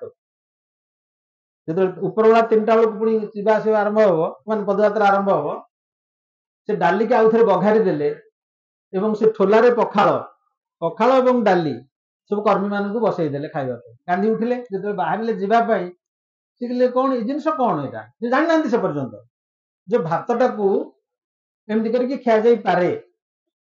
ଗାନ୍ଧୀ ତାଙ୍କର ସେଇଥିରେ ଅଛି, ମତ ଅଛି, ମୁଁ ତାକୁ ସେ ଷ୍ଟୋରି କରିଥିଲି ତାକୁ, ଯେ ଯୋଉ ଜାତି ଭାତ ଭଳିଆ ଜିନିଷକୁ ମଧ୍ୟ ରିସାଇକେଲ କରିକି ଖାଇପାରେ, ତା ଭଳିଆ ତ କୁଶଳୀ ଜାତି ନାହିଁ କେହି। ଆମେ ଓଡିଆ ମାନଙ୍କର ଆମ ଖାଦ୍ୟଟାକୁ ଦେଖିଲେ ଜାଣି ହବ ଆମେ କଣ ଥିଲୁ। ଆପଣ ଦେଖିବେ ଆମର ଯୋଉ ଘି ପିଠା, ବଡି, ଆଚାର, ଶୁଖୁଆ, କଖାଳ, ବୋଇତି କଖାରୁ, ଏ ଯୋଉ ଡଙ୍ଗାରେ ଯାଉ, ତାର ବୋଇତି କଖାରୁ କାହିଁକି ହେଇଛି? କଖାରୁ ପୁରା ପିଢାରେ ଓଳା ହେଇଥାଏ, ବର୍ଷେ ରହିବ। ଦେଶୀ ଆଳୁ, ବଡି, ଆଚାର, ଘି ପିଠା, କାକରା, ଏ ଖାଦ୍ୟରୁ ଜଣା ପଡୁଛି ଯେ ଜାତି ଦୀର୍ଘ ଯାତ୍ରା କରୁଥିଲା ଜଳପଥରେ। ସେଥିରେ ଚୁଲି ବି ଲାଗୁଥିଲା, ରୋଷେଇ ହଉଥିଲା ମଧ୍ୟ ଭାତ। ତେଣୁ ଗାନ୍ଧୀ ଓଡିଆ ଜାତିକି ପ୍ରଶଂସା ଏତେ କରିଛନ୍ତି, ଦୁଃଖ ବି କରିଛନ୍ତି, କାରଣ ସେତେବେଳେ ଆସିଥିଲେ ପ୍ରଥମେ 21ରେ, ପୁରୀରେ ଦେଖିଲେ ଯୋଉ କଙ୍କାଳ ସାର ମଣିଷ, ସେ କହିଲେ ଏତେ ଦାରିଦ୍ର ମୁଁ ଜାଣିଥିଲି, କିନ୍ତୁ ଏତେ କଙ୍କାଳ ସାର ମଣିଷ, ଏତେ ପ୍ରାଚୁର୍ଯ୍ୟ ଥାଏ କି ଆମେ, ଆପଣମାନେ ଜାଣିଥିବେ ତ ନିଶ୍ଚିତ ଭାବରେ, ଭାରତ ବର୍ଷର 30% ଖଣିଜ ସମ୍ପଦ ଓଡିଶା ମାଟିରେ। ଯୋଉ ଜାଗାରେ ନାହିଁ, ମହାରାଷ୍ଟ୍ରରେ ନାହିଁ, ମଧ୍ୟପ୍ରଦେଶରେ ନାହିଁ, ଗୁଜରାଟରେ ନାହିଁ, ସେମାନେ ଉନ୍ନତ। ବୁଝିବା ଦରକାର ସେ କଥା। ଭାରତ ବର୍ଷର 11 ଭାଗ ଜଳସମ୍ପଦ ଓଡ଼ିଶାରେ, କିନ୍ତୁ ଆମେ କହୁଛନ୍ତି ସକାଳ ପାଇଲେ ଆମକୁ ସ୍ପେଶାଲ ଷ୍ଟାଟସ ଦିଅ। ସେ କଣ ଦେବେ? ନିଜକୁ ନିଜେ ଗଢ। ଏଇ କଥା ଗାନ୍ଧୀ ଯେ ଯାଇଥିଲେ 27 ମସିହାରେ ଆସିଥିଲେ ଯୋଉ ଖଦୀ ଆନ୍ଦୋଳନ, ବୋଲଗଡ଼ରେ ଆସିକି ପହଞ୍ଚିଲେ, ତାଙ୍କର ଟିକେ ଦେହ ଖରାପ ହେଇଥିଲା, ରକ୍ତଚାପ ବଢି ଯାଇଥିଲା ବୋଲି ସେ ଦେଇଥିଲେ, ସେଠି ଟିକେ ବିଶ୍ରାମ ନେଇଥିଲେ। ଗୋଟେ ବୋଲଗଡ଼ ବଙ୍ଗଲୋ ସେଠି ଥିଲା। ଏ ସମୟରେ ସେ ଦେଖିଲେ ଗୋଟେ ଲୋକ କିଛି କାଠ ଏମିତି ମୁଣ୍ଡେଇଛି, ତାଙ୍କୁ ଯେମିତି ଦେଖିଲା, ଶୁଣିଛି ମହାତ୍ମା ଜାଣିକି ଆସିକି ବସିଛନ୍ତି, ଆମର ତ ସାଧୁ ମହାତ୍ମା ମାନଙ୍କୁ ବହୁତ ଆମେ ସମ୍ମାନ କରୁ। ସେ ସେଠୁ କାଠ ପକେଇ ଦେଇକି ଆସିକି ପାଁ ପଡି ଶୋଇଛି, ଦାନ୍ତରେ ତୀରଣ ଧରିକି। ଆମର ସବୁଠୁ ସରେଣ୍ଡର କରିବାର ବଡ ଇଏ ହଉଛି ଦାନ୍ତରେ ତୀରଣ ଧରିବ, ପାଁ ପଡି ଶୋଇବ। ସେ ଯାହା କଲା। ଗାନ୍ଧୀ ତାକୁ ଉଠେଇ କହିଲେ ମୋ ଆଗରେ ଶପଥ କର, ତମେ ମତେ, ମୁଁ ଆସିଛି ବୁଲିକିରି ପାଣ୍ଠି ସଂଗ୍ରହ କରୁଛି, ତମେ ମତେ କିଛି ଦିଅ। ସେ କହିଲେ ମୁଁ ତ ଆଜ୍ଞା ଗରିବ ଲୋକ, କାଠ ବିଡାକ ବିକିଲେ ଖାଇବି, ମୁଁ କଣ ଦେବି ଆପଣଙ୍କୁ? ନା ତମେ ମତେ କଥା ଦିଅ, 3ଟି କଥା ଦିଅ। ପ୍ରଥମ ହଉଛି ଯେ କୋଉ ମଣିଷ ଆଗରେ ଏମିତି ଶୋଇବ ନାହିଁ, ଠାକୁରଙ୍କ ଆଗରେ ଶୋଇଲେ ଅଲଗା କଥା, ପାମ୍ପୁଡି ଶୋଇବ। ଦ୍ୱିତୀୟ ହଉଛି ଯେ ମୁଁ ଶୁଣୁଛି ଏଠି ନିଶା ଖାଇକି ଲୋକ ଗୁଡାକ ସବୁ ଅଳସୁଆ ହେଇଯାଇଛନ୍ତି, ତମେ ମତେ କଥା ଦିଅ ଯେ ନିଶା ଖାଇବ ନାହିଁ। ତୃତୀୟ ହଉଛି ସେ ଅଞ୍ଚଳର ଲୋକମାନେ ଯେହେତୁ ସେ ନିମ୍ନ ଜାତିର ଥିଲେ, ସେମାନେ ବାସି ମାଂସ, ପଚା ମାଂସ ଖାଆନ୍ତି, ଗୋରୁ ମାଂସ ସବୁ ଖାଆନ୍ତି। ତାକୁ ଟିକେ 3ଟି କଥା ସେ ଆଦାୟ କରିଥିଲେ। ଆପଣ ଆଶ୍ଚର୍ଯ୍ୟ ହେବେ, ସେ ଅଞ୍ଚଳରେ ତାର ପ୍ରଭାବ ଯଥେଷ୍ଟ। ଗାନ୍ଧୀ ଗର୍ଜାତ ଯାଇଥିଲେ କେବଳ ଏ ଯୋଉ ବାବୁର ବଙ୍ଗଳାରେ ଥିଲେ, ହିନ୍ଦୋଳ ଟିକେ ଛୁଇଁଛନ୍ତି, ଏବଂ ଏ ବୋଲଗଡ଼ ଯୋଉ ନୟାଗଡ଼ର ତାକୁ ଟିକେ ଛୁଇଁଛନ୍ତି। ନହେଲେ ଗାନ୍ଧୀ ଯୁଆଡେ ଯୁଆଡେ ଯାଇଛନ୍ତି ଭଗୀରଥଙ୍କ ଭଳିଆ ସିଆଡେ ଉଦାରତାର ପ୍ଲାବନ ହେଇଛି। ଗାନ୍ଧୀ 8 ଥର ଆସିଛନ୍ତି ଓଡ଼ିଶା, 69 ଦିନ ରହିଛନ୍ତି। ବାରମ୍ବାର କହିଛନ୍ତି ଯେ ମୁଁ ଗାନ୍ଧୀକି ମୁଁ ଓଡ଼ିଶାକୁ ଗୋଟେ ତୀର୍ଥଭୂମି ଭଳିଆ ଭାବେ। ସେଇଥିପାଇଁ ସେ ଜୀବରାମଜୀ ଠାକୁର, ଜୀବରାମଜୀ କୋଠାରୀ, ଆପଣ ତାଙ୍କ ନାଁ ଶୁଣିଥିବେ କି ନାହିଁ, ସେତେବେଳେ ସେ କୋଟିପତି। ତାଙ୍କ ଭିତରେ ଆସିଛି ପରିବର୍ତ୍ତନ। ସେ କହିଲେ ବାପୁଜୀ ମୁଁ କୋଉଠି କାମ କରିବି? ସେ ତାଙ୍କୁ ପଠେଇଥିଲେ ଓଡ଼ିଶା। ସେ ଭଦ୍ରକ ଅଞ୍ଚଳରେ ଗୋଟେ କୁଷ୍ଠାଶ୍ରମ କରିଥିଲେ, ବିଚରା ନିଜେ କୁଷ୍ଠ ରୋଗରେ ବି ଚାଲିଗଲେ। ତେଣୁ ତାଙ୍କ ସଂସ୍ପର୍ଶରେ ଯିଏ ଆସିଛନ୍ତି ତାଙ୍କର ପ୍ରଭାବ ଏମିତି। ବହି ଲେଖିବା ତ, କାରଣ ଆମେ କୋଉ ବହି ଲେଖୁ, ମୁଁ ଗୋଟେ କଥାରେ ପ୍ରଭାବିତ ହେଲି, ତା ଉପରେ ଲେଖିବାକୁ ଚାହିଁବି। ତେଣୁ ଗାନ୍ଧୀଙ୍କର ପ୍ରଭାବ ଏଭଳି ଭାବରେ ଥିଲା ଯେ ସିଏ ପୁସ୍ତକ ଆକାରରେ ତାକୁ ପ୍ରକାଶ କରିଛନ୍ତି। ମୁଁ ଆପଣଙ୍କ ଆଗରେ ଦୀର୍ଘ ସମୟ ଠିଆ ହେଇଛି କେବଳ ଗାନ୍ଧୀ ପ୍ରେମ ଯୋଗୁଁ। କାରଣ ଗାନ୍ଧୀକି ଅନେକ ଲୋକ ବୁଝି ନାହାନ୍ତି ଠିକ। ଆମେ ଅନେକ ସମୟରେ ଗାଳି କରିଦଉ ନ ପଢିକିରି, ନ ବୁଝିକିରି। କିନ୍ତୁ ଗାନ୍ଧୀ ଭାରତବର୍ଷକୁ ଯାହା ଦେଇଛନ୍ତି, ପୃଥିବୀକୁ ଯାହା ଦେଇଛନ୍ତି, ତାହା ଅତୁଳନୀୟ। ଏବଂ ମୁଁ ତ ଭାବେ ଶ୍ରେଷ୍ଠ ଉପାଦାନ ହଉଛି ସ୍ୱନିର୍ଭରଶୀଳତା। ଆଜି ଭାରତବର୍ଷର ସବୁ ଯୁବକ କହୁଛନ୍ତି ଆମେ ପଳେଇବୁ ବାହାରକୁ। ଯାହାକୁ ପଚାରନ୍ତୁ, ଯିଏ ଭଲ ପଢୁଛି, ଏ ପିଲାମାନଙ୍କୁ ପଚାରନ୍ତୁ, ଆରେ ତୋର କଣ? ନା ମୁଁ ଆଇଟି କରିକି ପଳେଇବି ଅଷ୍ଟ୍ରେଲିଆ। ଏ ଦେଶକୁ ଚଳେଇବ କିଏ? ସ୍ୱଦେଶୀ କଥାଟାକୁ ନ ବୁଝିଲେ, ଗାନ୍ଧୀଙ୍କ ଆଗରୁ ସ୍ୱଦେଶୀ ଥିଲା, କାରଣ ମଧୁସୂଦନ ଦାସ 1904ରୁ ଅରଟ ବାଣ୍ଟିଛନ୍ତି ନିଜେ କିଣିକିରି। କିନ୍ତୁ ଗାନ୍ଧୀ ଯେଭଳି ଭାବରେ ଭାରତୀୟ ମାନଙ୍କ ଭିତରେ ସ୍ୱରାଜ, ସ୍ୱଦେଶ, ସର୍ବୋଦୟ, ସତ୍ୟାଗ୍ରହ, ନାଶ ବ୍ୟବସ୍ଥା ଏସବୁ କଥା ପୁରେଇଛନ୍ତି, ଆଉ କେହି ପୁରେଇ ପାରି ନାହାନ୍ତି। ସେଇଥିପାଇଁ ମାର୍ଟିନ ଲୁଥର କିଙ୍ଗ କହିଥିଲେ ଯେ ତୁମେ ଯଦି ଗାନ୍ଧୀଙ୍କର କାମ ନ କରିବ ବା ଗାନ୍ଧୀଙ୍କ କାମରେ ନ ଲଗେଇବ, ଲସ୍ ଇଜ ୟୋର୍ସ।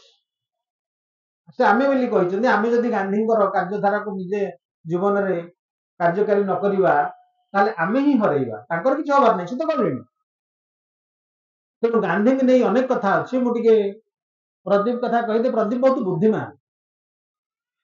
କାରଣ ଯେ ବୁଦ୍ଧିମାନ ଲୋକ ସବୁବେଳେ ଗୋଟେ ଏ ପ୍ଲାନ୍, ବି ପ୍ଲାନ୍ ରଖିଥିବ। ଆପଣ ବି ସେୟା କରିବେ। ଧରାଯାଉ ଯିବେ ଆପଣ ଭୁବନେଶ୍ୱର, ଟ୍ରେନ ଫେଲ ହେଇଗଲେ, ଗୋଟେ ବି ପ୍ଲାନ୍ ରଖିଥିବେ ଯେ ନାଇଁ, କାହା ଗୋଟେ ମୋର ସାଙ୍ଗ ଅଛି, ତାକୁ କହିବି, ସେ ଗାଡି ନେଇକି ପଳେଇଯିବ, କି ଆଉ କଣ କରିବି, ଯେଟା ହଉଛି ବି ପ୍ଲାନ୍। ତାହେଲେ ଆପଣ ଫେଲ ମାରିବେନି। ମୁଁ ଧରାଯାଉ ଆସିପାରିଲିନି ଗେଷ୍ଟ, ଆଉ ଗୋଟେ ରଖିଛନ୍ତି ସେ କାମଦେବ ବାବୁଙ୍କୁ, ସେ ଚଳେଇ ନେବେ। ବି ପ୍ଲାନ୍।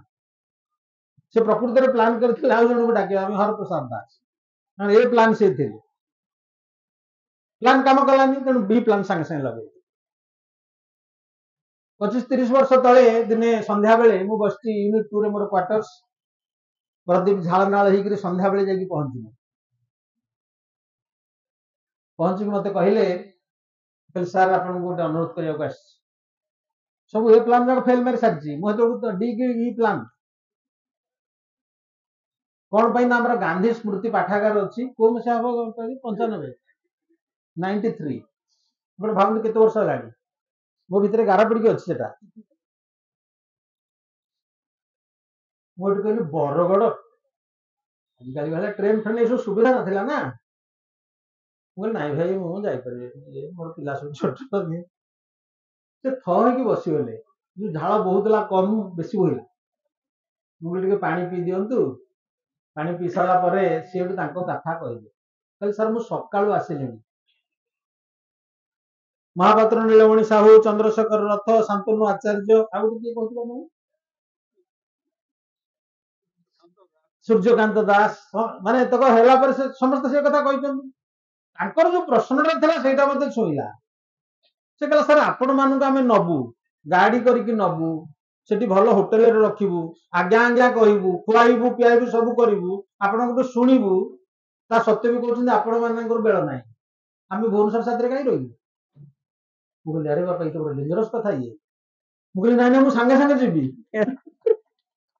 मु संगे संगे जीबी तापर से देखिले तो ये लोक राज्य हेलानी तो आपण एकुटिया गले हबनी आउ जण को साथरे रहू पड़ियो मु गोटे मोर घर छाड़ी से वरेंद्र कृष्ण धଳ थे जर्नालीस्ट बेचारा चली गले जमी कहली सी राजी हेले से आम साथी आसलु मु सका मन पकाउली आम सांबादिक धरित्री भागवत नंद थे बढ़िया समय कटि मु बहुत एंजॉय करी से समयटा द्वितीय कथा बरगड़ को लेकिन आहरी गोटे इंपोर्टाट कथा अच्छी मत से कहते बरगढ़ जड़े LP school teacher primary school teacher झील बाहर था जीपीएफ टंका पे अप्लाई कले बरगढ़ भुवनेश्वर ये सब रिजनल ऑफिस रिजनल डायरेक्टरेट हो तेणु कौन से असुविधा कौन जिनस करने पड़ता एत बाट आप भावतु से बरगढ़ रु भुवनेश्वर जावा सेठी किसी मामू घर कि मौसी घर थुआ ही जाए घर रही जाए पंगत पकड़े होटेल रही पैसा खर्च कर ये बाबूटी 3 थर गला से डीपीआई ऑफिस ताकू से बड़ बाबू से क्लर्क हाँ करदे पैसा खर्च हो बेचारा होटेल अच्छी तेणु से निजे बुद्धि कहला से हेड क्लर्क को आज्ञा मुझे आसी कम आसी मो जीपीएफ टंका दरकार मो झील बाहागर मसे भितर हम मो पैसा मु पाइबी किंतु हो पारुनी आपण मु रहिले तो पैसा खर्च कर से पैसा आपण रखंतु 500 टका रखंतु कामटा मोर कर दिंतु 500 टका जेमती शुणिला से लोक अरे ये गोटे कथा तुम झील किए मो झील किए ता बाहागर अच्छी मुझे करदेवी ना तुम जा किसी व्यस्त होनी मुझे करके तुम पठेबी से बेचारा आसला पैसा वाला लोक है सागे सागे जीव हरी कि पॉलिटिकल धरा धरी तो नहीं ना साधारण लोकटी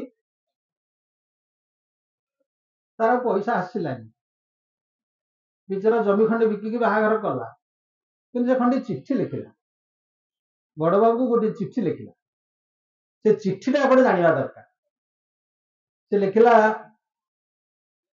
माननीय बड़ बाबू आपन मन थी मु अमुक लोक मुझे मो जीपीएफ टंका पाइबा आप मत आश्वासन देते पैसा तो आसला ना झील बाहर अटकबनी मुझे जमी बिकिकी बाहागर कली कि मोर गोटे कथा मन पड़ू से कथा आपको कहि हम बरगढ़ पिला नंदनकानन बुलिया जाइए बहुत दिन तले शिक्षक नहीं नंदनकानन सब बुलाऊ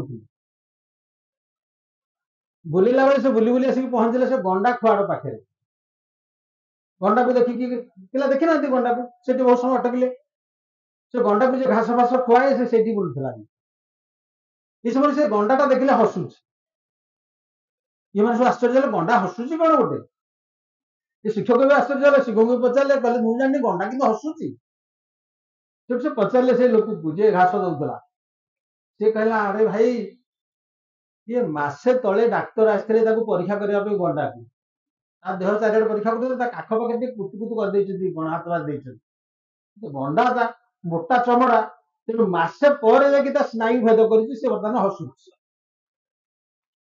ଏଇଟା କହିକିରି ସେ ଲେଖୁଛି ତଳେ ବଡ ବାବୁ ଗଣ୍ଡା ଚମଡା ମୋଟା କିନ୍ତୁ ଆପଣଙ୍କ ଚମଡା କଣ ଗଣ୍ଡାଠୁ ଆହୁରି ମୋଟା ଯେ 1.5 ମାସ ହେଲାଣି ଭେଦ କଲାନି ଆପଣଙ୍କୁ। ମୋ ଝିଅ ବାହାଘର କଲି ମୁଁ ବିକିକିରି ମୁଁ ଏଇଥିରୁ ବୁଝିଲି ଯେ ବରଗଡ଼ ପ୍ରତିକୁ ଅନ୍ୟାୟ ହେଇଛି। ଏଇଟା ମୁଁ ଗୋଟେ ଗପ ଲିଖିଥିଲି।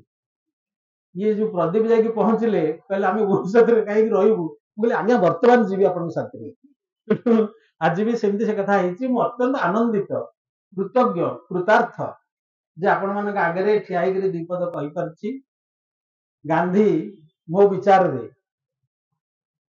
କାରଣ ମଣିଷଟିଏ ଚାଲିଗଲା ପରେ ସେ କିଛି ପାଏନି। ଆମର କରାହେଇଛି ଆମର କୃତଜ୍ଞତା ପାଇଁ କରାହେଇଛି ସବୁ ବିଭିନ୍ନ ଦାନ ପିଣ୍ଡ ଦାନ ମୌସମ କଥା ବ୍ୟବସ୍ଥା କରାହେଇଛି କିନ୍ତୁ ଆମେ ପ୍ରକୃତିରେ ଉପକୃତ ହଉ। ଏଇ ଯୋଉ ଫୁଲ ଦିଆଗଲା ବର୍ତ୍ତମାନ ଆମ ହାତ ସ୍ପର୍ଶ କଲା ସତ୍ୟଜତାକୁ ସିଏ ଆଜ୍ଞା ମାନେ କିଛି ପାଇଲେନି। ଧୂପ ଲଗେଇଛୁ ଧୂପ ବାସନା ଆମ ନାକରେ ବାଜୁଛି ତାଙ୍କର ବାଜିବାର ନାହିଁ। ତେଣୁ ଗାନ୍ଧୀ ଚାଲିଗଲା ପରେ ଗାନ୍ଧୀ ତାଙ୍କର ଯୋଉ ଅନୁଭବ ସିଦ୍ଧ ଆଦର୍ଶ ଗୁଡିକ ଆମକୁ ଦେଇ ଯାଇଛନ୍ତି ସରଳ କୋଉଟା ଏଥିରୁ ଖରାପ କୋଉଟା ଏଭ୍ରିଥିଙ୍ଗ ଇଜ ଇଟର୍ନାଲ। ସତ୍ୟ ଅହିଂସା ପ୍ରେମ ସ୍ୱାଧ୍ୟାୟ ଯେତେ କଥା ଅଛି ବହୁତ କଥା ତ ଅଛି କହିଲେ ବହୁତ ଇଏ ହବ।